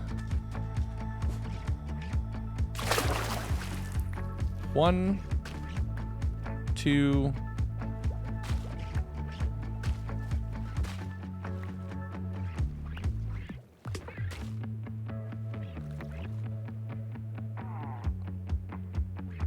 That's the 4 I need. With the coral in hand, I made my way back towards home, thinking, let's just craft up another eye and end this on a really high note. But it turns out, where the heck did I put the last heart of the sea? Now, in this moment, we're looking back in the footage, and you're seeing where it is. I still haven't figured it out. I used 2 to craft the conduits, and the 3rd to make the guardian's eye. I need 1 more. Oh no. That is such a huge error.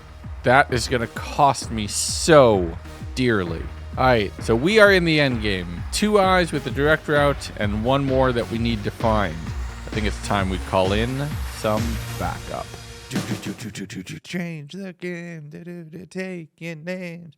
Voices high, reach the sky. We're about to change the game. All right, and with that costly mistake, it's easy enough to fix. We just have to do a little bit of going back in time, because I honestly feel that the solution to our problem exists where our problem started. And that's over this way. 4 months ago, in February of this year, we spawned on top of these trees right here and started this adventure. And it's kind of perfect to just be back where we began as we rapidly approach the end. But there was a sunken ship right over here. And sunken ships contain buried treasure maps, and buried treasure usually contains a heart of the sea. So I think you know where I'm going with this. So all we gotta do is pop our way over here and grab the...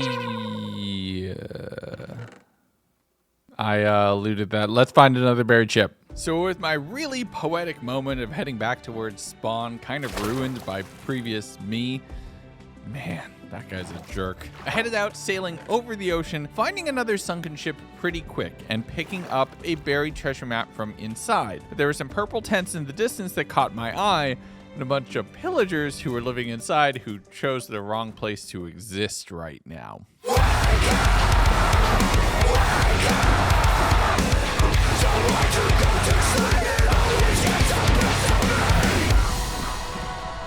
There's actually a reason I'm here. This isn't just wanton destruction for destruction's sake. Instead, I want to collect a few pillager horns. I know that they spawn in the chest from using this specific mod in a different pack, so I can run around and grab a few, looking for a few of the funner ones just to kind of have for myself as a fun little trophy of everything I had accomplished so far. I did end up with some extra backpacks, which is useful, getting a few other enchanted books and other supplies along the way.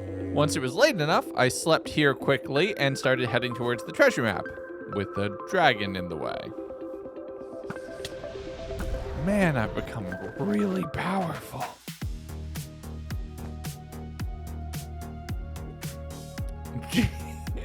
Gee, I wonder where it might be.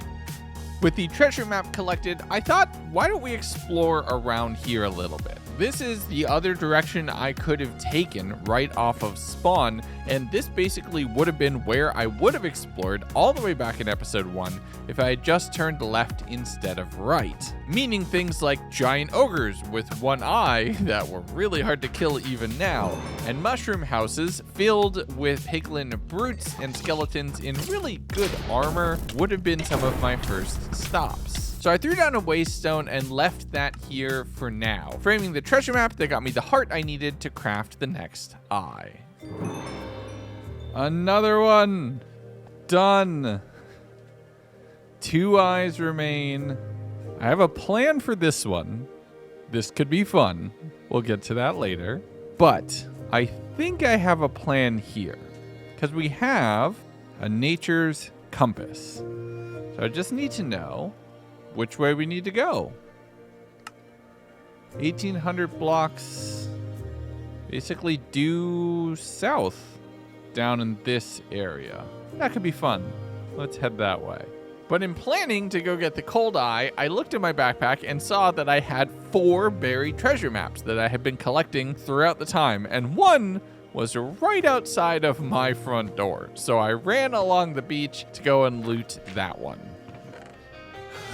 No way! Let's go! There was one right here the whole time. I've been holding that treasure map in my backpack since like day 6. That's been here the whole time. I'm gonna name this eye Sam Reich. I'm at a loss for words. You know what though? Another treasure map, another eye. Let's go. So let's do a quick recap. With the black eye I had just collected, I now had 11 eyes, and a very clear path to number 12, somehow get a rabbit's foot. So we're back on the hunt for bunnies, and since the desert had been a bit of a strikeout, the only other biome that they spawn in is the snow. And so I loaded up a nature's compass, pointed it towards a snowy plain, jumped in my plane, no relation, and started flying south. I see snow in the distance. Now we just have to find an igloo, which is probably going to be pretty difficult, I'm not going to lie. Because it's just white on white on white on white. Why is the ground red? That doesn't seem healthy. An igloo? It might be.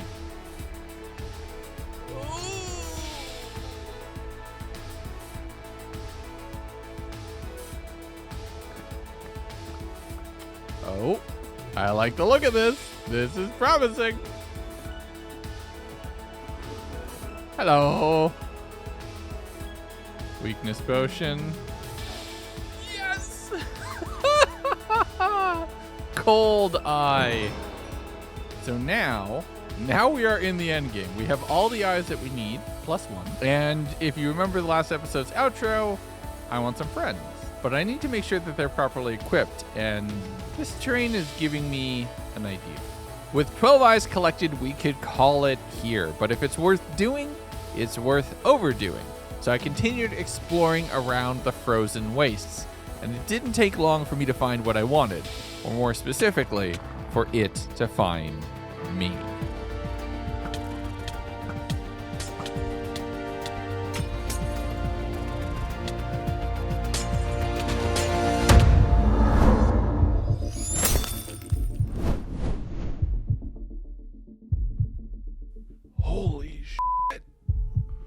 Oh my God.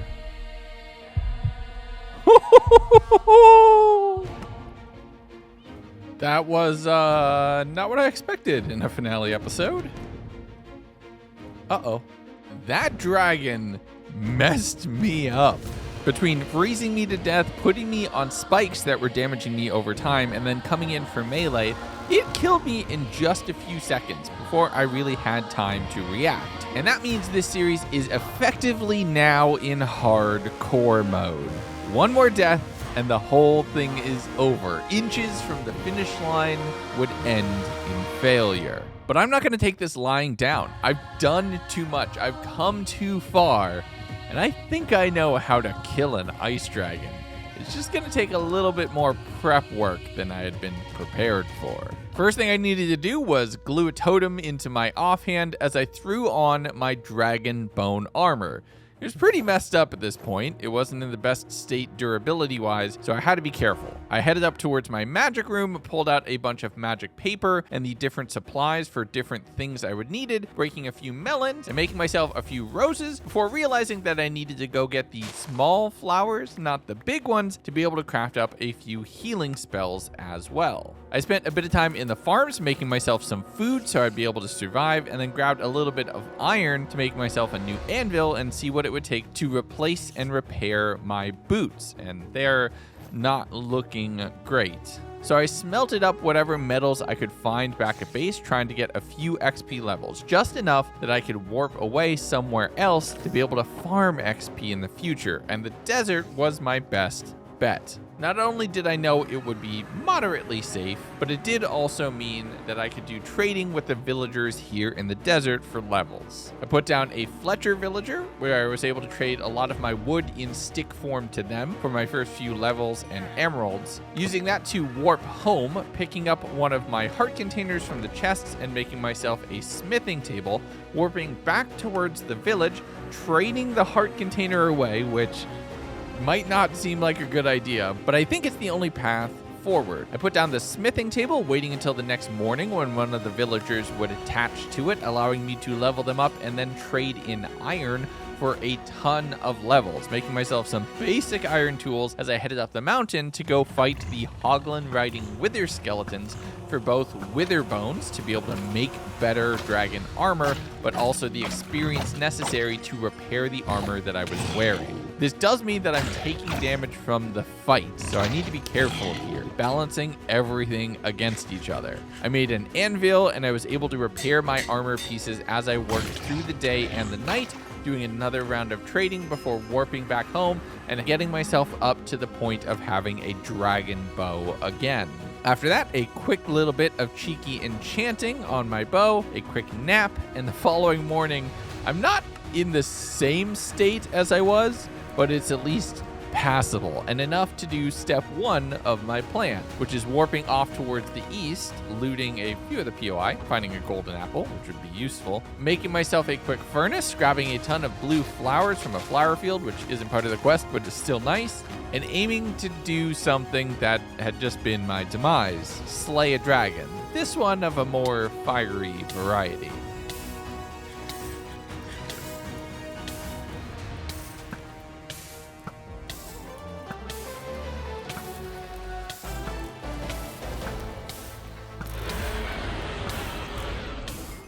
I smelted up the sand into glass, collecting the dragon's blood that I needed from here, heading back towards the waystone, warping home, and then using that dragon's blood to take a dragon sword into the flaming variant, which gives me extra damage against ice dragons. This is basically purpose-made to kill the thing that just killed me. What doesn't kill you makes you stronger? What does kill you makes you stronger. I'm just always stronger.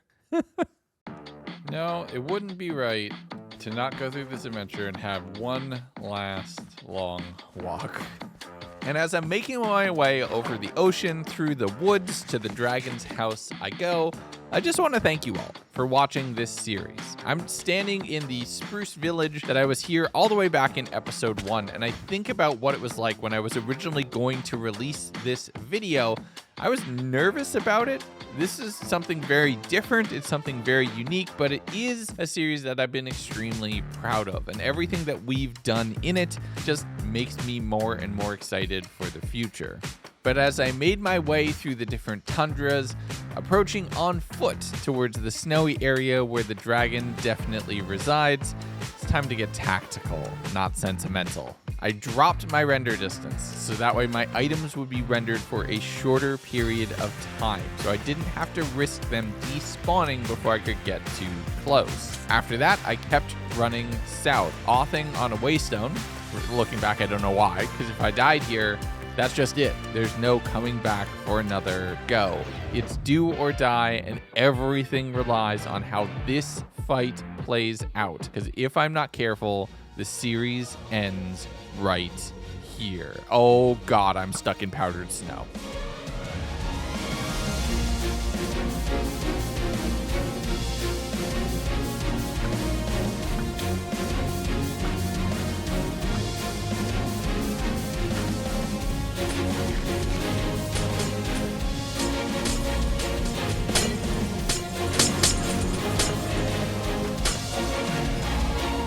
Oh my god. This sword kills it so fast. Oh, I think I got everything. My lightning sword, my other stuff. Oh, is that all of it? Let's go! Oh my god, I got everything! Oh my god.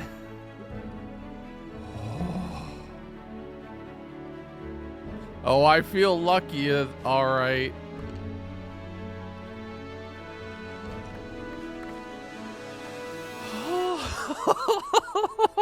Oh, let's go! Oh my god! The fire sword made that so easy. With the dragon slain and my loot recovered, I went and explored around the frozen tundra now, as it was probably a little bit safer. Checking out one of the nearby villages, picking up a bunch of manuscript pages from there, seeing a second dragon coming in for a fight, but this flame sword just absolutely does work. Going over and looting their nest for a bunch of silver and sapphires before making myself a waystone, warping my way back home, and placing the cold eye in place. Bam! 2, 4, 6, 7, 8, 10, 11, 12. We might not have won with capitalism, but we won through good old-fashioned murder. But we haven't won yet. There's still killing the Ender Dragon left, the only type I hadn't slain. But I'm not going to be doing it alone. Instead, I spent day 89 in this world, heading over with the cleric to do a whole bunch of trading, getting XP bottles, throwing iron into the toolsmith, and then doing a bit of farming. All right, so I'm going to stand here for a while and fight things, but I'm not going to make you watch me do it again, so... Whoop! And, excuse me. I'm trying to record some commentary here, thank you. This never goes right the first time. Whoop! There we go. Almost level 30 on fire. Most of the area is demolished. I really wonder how that keeps happening. So strange. Anyway, let's head down to the village. Oh. Ow. We'll grab ourselves some quick levels from some trading. And then we have a final bit of enchanting to do before we head out on our adventure. So I did just what Past Me said, a final bit of capitalism before heading back home, using iron and gold to upgrade the backpacks that I had made, and then crafting up these sets of dragon armor, making sure they got some basic enchants on all of them. I got a spare cryptic eye, which I threw in one of the barrels there, making a set of golden apples that I threw into the chests as well, to make sure everything was stocked. They also got totems and horns, a few spells, and some diamond pickaxes enchanted with some basic sets. And with that, I was ready. And as we're rapidly moving towards the end of this series, I took a little time, just planted a little bit of grass, a little bit of flowers, and I finally put an actual proper frame around the door instead of a block to jump up onto. A couple slabs here and there. But I do think this series has not only been mine, it's been a couple friends who you've seen in almost every episode. The chaos that they've caused. Ooh. So I figured it was time to finally show you what was hidden behind this wall. Help! Come on. Help! We've been in here for days. Help! Please, sir! Please! Oh, You hold on. took Yeah, away I my forgot. Boop. There you go.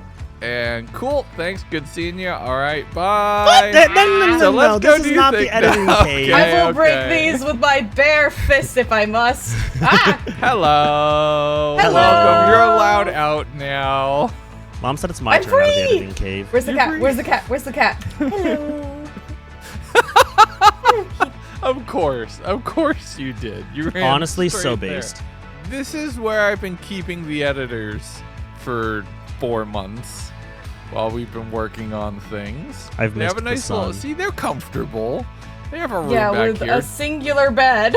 All right, y'all. It's time to actually get you properly equipped and ready to go to fight a dragon, because we have collected enough eyes. We're gonna get one more together, just because I think it's so appropriate to do so. But come on out here. These backpacks are mostly similar. However, there is at least one distinct element between the two. One is fire, one is ice. I will not tell you which, but the one that you take is the one that you keep. Shift right click one of your choice. That is your backpack. All right, Sierra picked. That should give you a little bit of what you needed. I got ice. Oh, I was hoping to give you fire. See, given our D&D world, I think this makes more sense. Okay, so chat, context. I was a ice This is a dragonborn. video. There is no chat. I'm an ice show dragon me the armor. How in does it our look? D&D world. And I took a fire stuff and regretted it. There you go. Your face looks the most interesting because your hair is popping out of the corners of the Your glowing eyes head. are My eyes are covered. You are blind. Your eyes are covered. I just noticed Derpy, that. why? You're Derpy will just hear of trusting this. us. You're just trusting us. All right, let's go. So, All right, so if you go forward and then left, it'll be absolutely safe and you can get off the balcony no problems. Okay. You definitely won't run into an ant. Bye. Ah! All right. There is one eye which I do have a route towards. It's the evil eye. But I have had very bad luck getting bunnies. But I think we can get bunnies. Okay. I am here to have you all acquire an eye of your own doing. And to do Magic. Magic! Magic! you're going to have... Here you go, Beck. You can do the magic. Throw it in. Ow! Magic hurts. All right, in the portal. In the portal. Let us go acquire an eye. After you. Okay. Whee! Why are you Ow. on fire again? I don't know. Why do you set me on fire? I did not set you on fire. All right. Now, this is a challenge for you two that will test your will, your dedication, and your drive. Are you ready? No. Sure. Let's go slaughter bunnies. Oh, no. You haven't killed one yet? I've killed many rabbits. They haven't dropped a rabbit's foot. I don't see any bunnies. I see squirrels. There were tiny little rabbits right here. Oh, I killed a bunch already. So I'm just bad. Got it. I mean, we knew that. See, I was expecting pushback or like, no, I don't want to. Beck was like, nah, I'm on this. If it was killing cats, Beck would have a major issue. Exactly. There's more this way. There's more this way. Follow. I have everything but the foot. Bunny, I have looting, so this is actually it's a better idea for me to smite them. And you wanted us to kill them? Yes. Oh, boy. What are these guys? Pink sheep. No way. Or is it purple? No, no, 'Cause no, I no, saw wolf, purple no, sheep. wolf, no, wolf, no. I require proof that it's a pink sheep. Did you kill it? No, the wolf did. Did you kill the wolf? Not yet. Hi, puppy. That puppy killed a big sheep. Well, yeah, he's not a good puppy yet. Ow! Series is over. The Here, pink sheep here. died. Now you have your little comfort item for when we have to do much more terrifying things. I need my whoopee. All right, let's go. We have more murders ahead of us. Okay, how many rabbit bits do you all have? I have two I have raw rabbit. one hide, one raw, One hide, one raw. Okay. one meat. We probably need a little bit more to make the rabbit plant. So we'll get to that. But I feel like we should acquire at least one eye together so you all kind of also earn your way in. I need to do a Twilight Forest like 100 days or something at some point in the future. Please. The YouTube comments will remember that. Beck will remember that. I love the Twilight Forest. All right, let's start heading back. We might be able to make the bunny jars from what we need to do to be able to grow bunny. Don't think about that too hard. It's fine. right, where's our portal? Did you not set a waypoint? Nope. Bunny! I also forgot to set a waypoint. I don't use those mods. This is in fact a problem. New adventure. Getting lost in the Twilight Forest. Bunny! Legundo took us to the Fey realm and then promptly. Oh, guess what? I got a rabbit's foot! Finally! Hey! We don't need to grow a bunny. We can just trade for it. As soon as we can get out of here. I found it! I found it! Look for the jumping gremlin. Whee! Cannonball. So is this the price of killing a rabbit in the Fey realm? Probably. Apparently. How out? Through. Hold on. I'm breaking spawners. Where are you? I think above you. I am also breaking spawners. Okay, I see you. Oh my goodness. 5 minutes later. Oh. Okay, water. Water's coming down. There is water here. I'm making my way. Here, right above you. Now, where are we? Home is this way. East. I don't know where all of these POIs are from endlessly exploring them. I think these dinosaurs are trapped in the quadcopters. We'll deal with that in a minute. They want to join us. They want to go on an adventure. Look at these Stego buddies. You want Captain Steggy to not get to use his pilot's license? Who am I to deny all of the work that they put into? Okay, so we all need to warp to the desert village. Ooh, this is gonna be interesting. You're both here? Are you both here? No, I'm sleeping in your bed. Okay, Sierra, find a bed. I think our trader friend is up here. How did another one get in here? This place has been sealed. You cannot stop their love. Who am I to stop them? All right, Beck, since you pretended to be me, go ahead and buy the cursed eye. We're missing here. a weird Australian on the hill. Hey, Legs. Yeah? I need 2. No, I need 2 rabbit's feet. Oh, I only need 1, so give it to me. I love how scuffed this is, but it's also according to plan. Hey, at least I'm recording so you can see it's real. Beck, you got it. Wow, I did it! You did it! All by myself. The evil eye is in, so let's count them through. 1, 2, 3, 4, 5, 6, 7, 8, 9, 10, 11, 12, 13 eyes. 13 out of 12. We've done it. Woo! All right, let's pick I know them I'm up. going above and beyond, but that's unlucky. That's a bad omen. Nah, it'll be fine. Narrator says it is in fact not fine. Just so everybody gets all the advancements. Here you go, Beck. Ready? Pick them all up. Mom said it's my turn to be special. And then Sierra, throw them all in the backpack right here. Just because I don't want to waste these eyes on travel, right? So I'm going to grab the spares that we have just in case. And then there's one last essential task that you all need. Oh? Pick a horn. Which one? Looting, top right-hand chest. Did you just off-tilt the totem? Fixed it.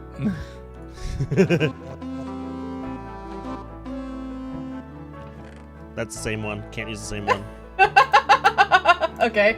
Yay! All right, time to go. Do you all have a sleeping bag as well? Nope. I did not give you 2 sleeping bags. Okay. Legs. Look, I was packing. We're editors. We don't need to sleep. All right, ready? Come on out. Close. Last one out. Close the door. We can do a little bit of triangulation too, because we have waystones. So here we go. Ready? All right, let's do this. The eye doesn't want to be used. Bruh. What does that mean? Do I have to use the nether eyes instead? Oh, geez. Oh, no. Okay, so northeast. So regular eyes don't want to be used. So it's that way. It's northeast. Okay. Now, what I'm going to do is I'm going to warp over to the Savannah Village. There it goes.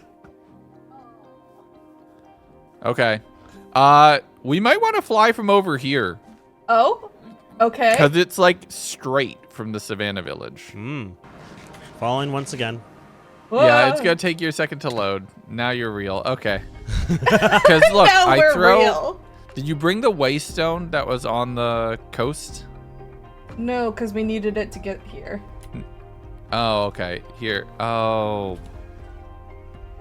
Okay, well, I'll just run into the house quick. Because we need that. We need that to go in the stronghold so we can Fair. easily get back. Did you pack lunch? What? No. Dad, did you pack lunch too? You should have had. You should have food. Dad, did you have my soccer cleats? Oh, God dang it. All right, here, bring the copters. We can take Yep, off I from got over here 'em. in the sunlight. I've already taken off because I'm having fun. Ooh, we can harvest. There you go. All right, ready? Uppies. Let's go. Wee! Ow! It's fine. I'm fine. Oh, this moves at a really good clip. This is way faster. Why have I not made this before? Okay, anyway. Listen, the Modbusters only test what we're told to test. Did you not test the gyrocopter? No, we didn't. I didn't even know it existed. Same. Really? Yeah. Oh, no. I only know as much as you tell us. It was this moment he knew. I messed up. It's funny because I think, honestly, Modbusters was such a lightning rod moment in my mind of just I'm so like the chaos. excitement I had. I screeched with excitement when you approved it and gave it the green light. The funny part is that was the one that happened when I was on vacation, right? Yes. I saw a final cut like 2 days before it went out because I bought the good internet on the boat. Yes, yes. But I've had so much fun making the sketches. The script was tight. The editing was good. It was like, this is good. I get to Which was have your favorite? I like Modbusters is definitely like one of my top ones. Just because that was such lightning in a bottle.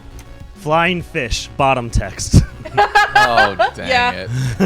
Yeah, that was good. Creeper! Creeper! I also, oh, man. I genuinely love it because it also is just funny. It's like such a good bit of it is exactly what I wanted it to be. But for like longer bits, I feel like the Steve Irwin one was just also excellent. Oh, Cactus. Yes, watching me trade. Cactus, thank you for all the goofs that you have let us use you for. Love you, buddy. Crashed Platypus. Crashed Platypus, I'm beloved. The Steve Irwin bit, since he was the main Australian that we know about being able to do token Australian. Our token Australian. Our token Australian that we can get to record stuff because he already makes his own stuff. Check out Cactus Platypus on YouTube, everyone. Subscribe to Cactus Platypus. He played Extraction with his feet. No, he did not. He did.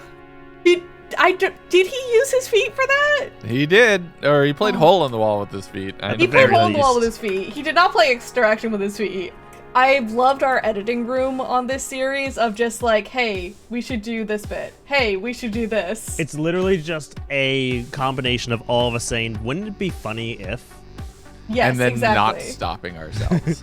Yeah, and it's been so great, and I every really single hope we video get to do more has of had like something distinct about it and something really unique, and I kind of love that. This series has been a masterclass on like shorts. Yeah. It's been on being able to do meme editing without having to do the same gags that everybody else does. Yeah. We just been really decide. nice. Trying to do something a little bit different. It's It's literally literally, just us to me, deciding, it's- yeah, that we It's want literally to do been a fun. reminder like, oh yeah, I'm a film student. I graduated in this. Oh, I stalled. You're too hungry to keep flying. Yeah, you have to be. We don't want a eating. cranky captain. You have to be eating with the whole. Noted. Here. Use this. Use that. But- If you eat that, it gives you nourishment, which is basically infinite saturation. So you did make us dinner. I did make packed lunches for everybody.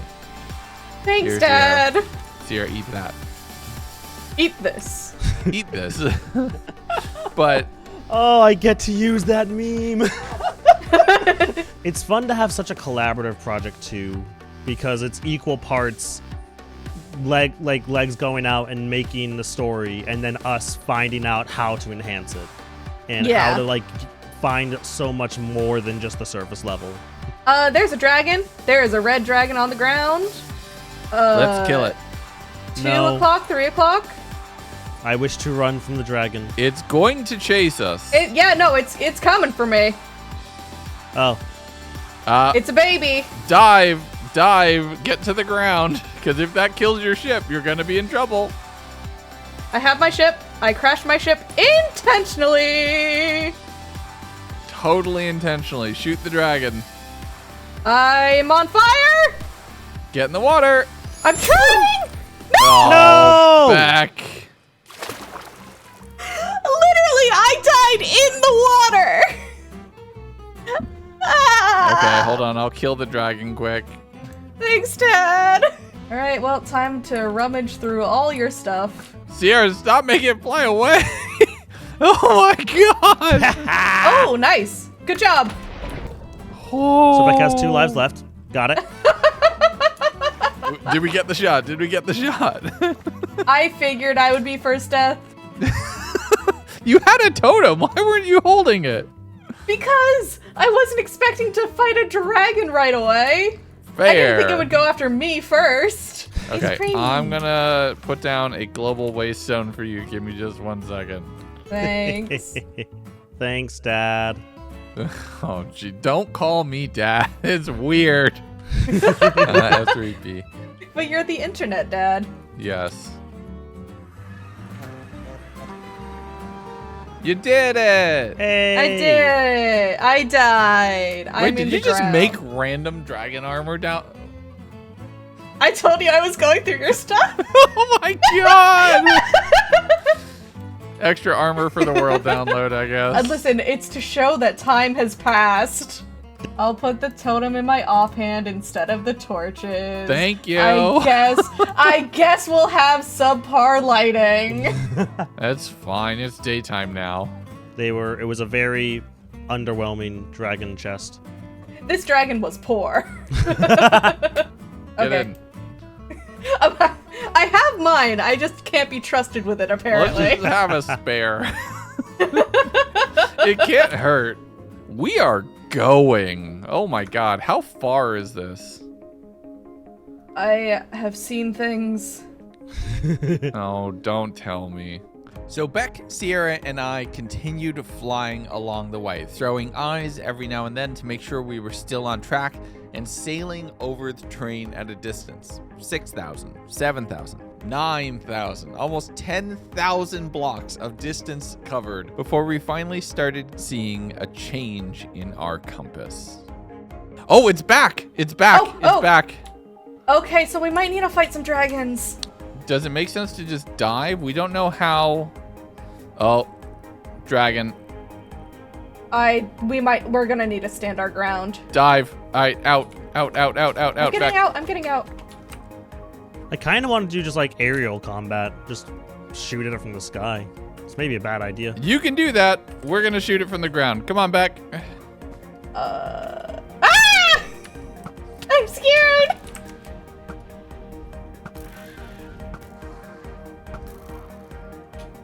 We got it. Okay. I thought I hit it. I did not. That is a big skeleton here. This is a big boy. Oh, wait, Legundo, this is so cool. What? Oh my god, that's massive. On the Nether portal and everything? Yeah. Yeah, something happened here. There's a big cat here too. So this is an outro shot. Mark chords. Yeah, marking waypoint. Marking waypoint. All right, I check it. Well, wait, no, because I think I see something which tells me there be a stronghold here. Possibly. And if we want confirmation. Ah! Hold on. Let me be dramatic, you creature. Here, let's do this in the morning so we can have daylight. Okay. Sleepover party. Camping. Yeah! Oh my gosh, I want to go camping again so bad. 3, 2, 1. That way. Further that way. But and then that again, makes- like, Oh, there's you got this it. here. There's this here. How it might be taking us to the actual portal because I do recognize those hills from my vision. Well, you did bad stairs. You're doing bad stairs. It's fine. I'm just digging down. Something dig straight down. Okay. All right. Okay. All right. Get out. I will lightning you. All right. Bye, Sierra. Okay, I'll keep digging. Oh, wait. That's the stronghold. That over there. That bit I would of love to stone. see what you were talking about. I see what I'm you waiting mean. for you. All right. Now the question is, where do we get in? This chunk. Okay. All right, here. Okay. So it was under this. I was right. Let's dig. Let's go gambling. Oh, dang it. Oh, dang Oh, it. dang it. See, that meme came out 2 weeks too late for us to use it for when I was doing the trading. Yeah. Oh my yeah. gosh, that would have been perfect. What's that? Oh, I What love is these guys. that thing? No, this guy's friendly. Hi. That doesn't seem friendly. Hi, you. No, they sing. They're great. I love them. Yeah. Hi. Aww. Yeah, this is like the perfect pet for you. I love They them. like sing and coo, and I love them. I'm nervous around them. I'm not going to lie. Coo, coo, coo, I am uncomfortable. coo, coo, coo. Baby axolotl! Wait, rare axolotl. Wait. Hold on. We're coming. Rare axolotl. Which one is it? Put it down. Okay. Oh, the cyan one. Nice. Beautiful. It's the trans rights one. Yay. Woo. I love. All right. It's my favorite one. I feel like we're just Diamonds. wandering at this point. We kind of are. Got it. Oh, nice. Negative 11,000. Negative 8,000. Jeez. All right, ready? Yep. Down we go. Where? So it's like down in the deep slate layer. Yeah, it's at 0. Oh, and here's the main room. Oh! We did not just find it that easy.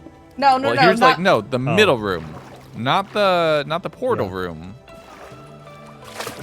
I forgot for a second that I don't have the jump thing! Back. I am used to being Legundo, not being Legundo's aid. I'm used to having the god powers and the jumps and the what have yous. Oh, bed's perfect. Let's sleep. This is, I think, day 100. As soon as Sierra sleeps. Power 4 book. Let's go. Sierra sleep. Sir, sleep. I've slept. Everlasting beef, not consumed when eaten. Ooh! That's absurd. Snacks. Infinite snacks. Let's look around. Use the buddy system. Fine. Iron. Also, someone took my iron. I just got a diamond. I mean, I'm not sure if you'd want it, but I got a diamond spear. Ooh! Beck, you're online. I'm online. Yeah, I heard you had a diamond spear. There are bombs in here. Ooh. Thank you. I will take the explosives. Who gave Beck bombs? I gave Beck bombs. We support women's wrongs and women's rights. And then Sierra, get over here. Also. Your presence is requested. I am slaughtering things. Thank you. Nay, demanded. Expected. All right. Are we ready? I think that's everything. We've cooked up food. Let's go hunting. Let's go gambling. So every time we find a room that's not the dragon, we're gonna just say, "Oh, dang it." It's not a dragon, it's a portal. To the dragon. What happened next was some pretty scuffed Stronghold Navigation. There's an armory over here. That's a bomb. The bomba. We spent a decent port of time working through all of the different tunnels and terrain, encountering libraries, skeletons, spawners, crypts filled with little bits of diamond and final treasures for us to collect. But it wasn't until the sun had set and we had finally made our way through a few walls that had actually been in our way before we made it to the portal room. Let me just do my comfort toots. Y'all? I found it. There we go. Da, da, da, I found it. We should take turns. Yeah. We should distribute take turns. Distribute All right, the eyes. which thing do you The identify thing that I with? am most usually lost. The thing I would like to be. Guardian. Hang on. Sierra, there's a clear correct answer for you. Brain. I am right now. I have the cold. And frost. Legundo's lore, cryptic.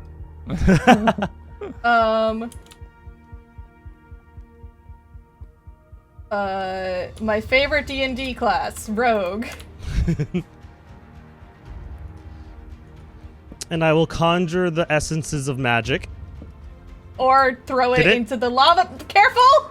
Right click Did I not onto put it a in? thing. It went up that way. What? It went up that way. There were I 3 eyes right-clicked in it the into portal, it. so we'll be okay. Okay. You lost one. I will put my failed attempt in. I corrupted this. Yep. Whether we like it or not, we started a war on Mars. Oh. For all the rabbits slain, we are truly evil. Well, I feel like it's only appropriate to Yeah. represent the ocean as well. Yeah. The exotic eye. Hello? Do we need to replace the OG Eyes of Ender, maybe? I think we do. How? Please hold. Nether, which editing mistakes like that are truly a black eye on the production. Legs, Well, if it wasn't for the fact that I would have to get back here, I would jump in this lava right I was now. about to punch him in. I was about to punch him in on his own. Oh, man. All right, do we have a waystone right here? So we don't have to traverse this whole no. stronghold? Because that's going to be a nightmare. No, and I used my backup one earlier in the stronghold. Okay, hold on. I'm going to... Because I think I know where we need to go now. So I'm going to get a waystone so we can put it right here. I got it. And I got a bed. Portal. Boop. Register? So that way we can... Hang on, I'm sleeping. Hold on, Beck's taking a nap. Beck's taking a nap. Everybody take a nap. I'm so Wait. EP. We've been exploring this Wait, for so my sleeping long. bags. There.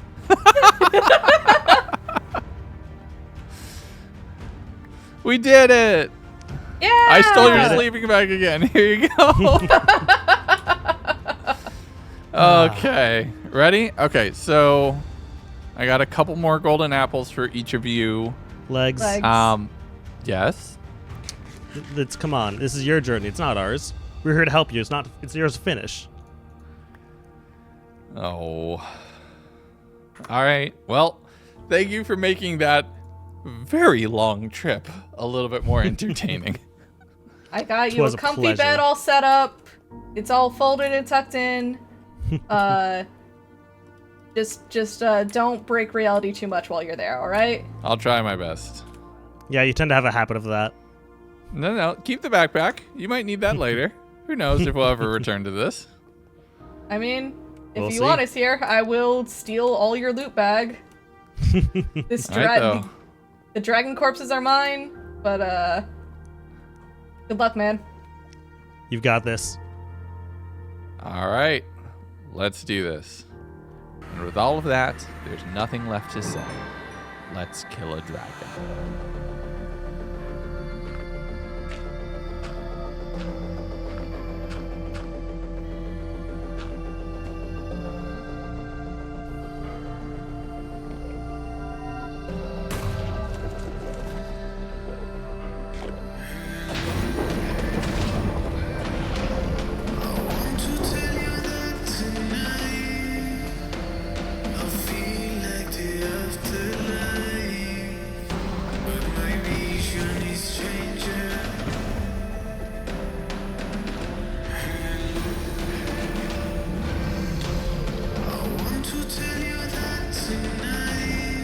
Dragon's right there.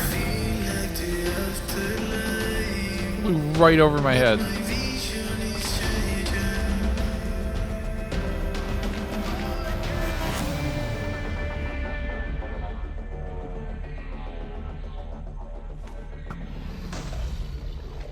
I think that's everything.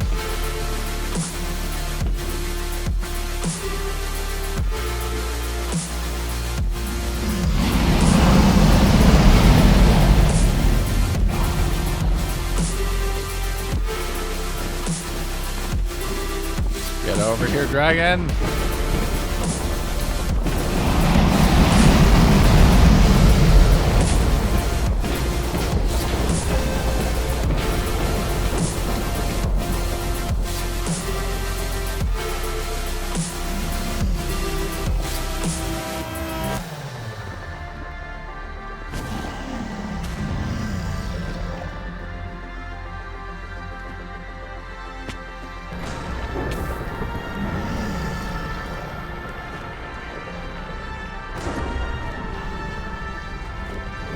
Cosmic Ender Flu. I don't even know what that is, and I'm not sure I'm willing to risk it.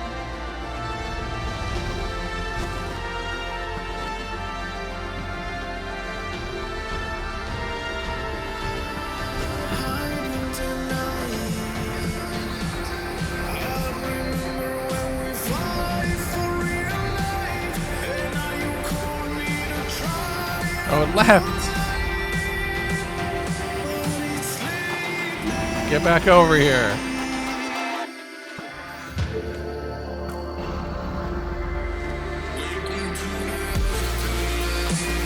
Where are you at? Oh.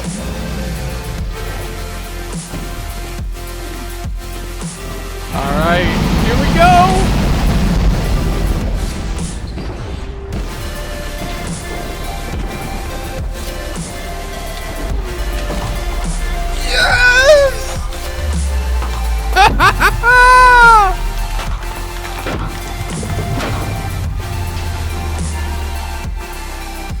So good! Shadow Sting. A legendary weapon which just got unlocked.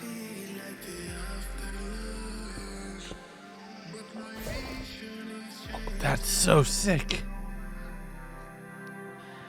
Oh, there you are.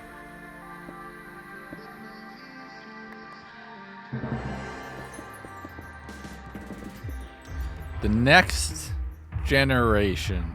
How amazingly appropriate. This has been such an amazing series. This has been probably the favorite thing I've done yet. And I am just getting started. A brand new adventure awaits me on the other side of this portal. And it's one that I go through not alone, but walking in the footsteps of those who came before. We about to change the game. We out here taking names. Let our voices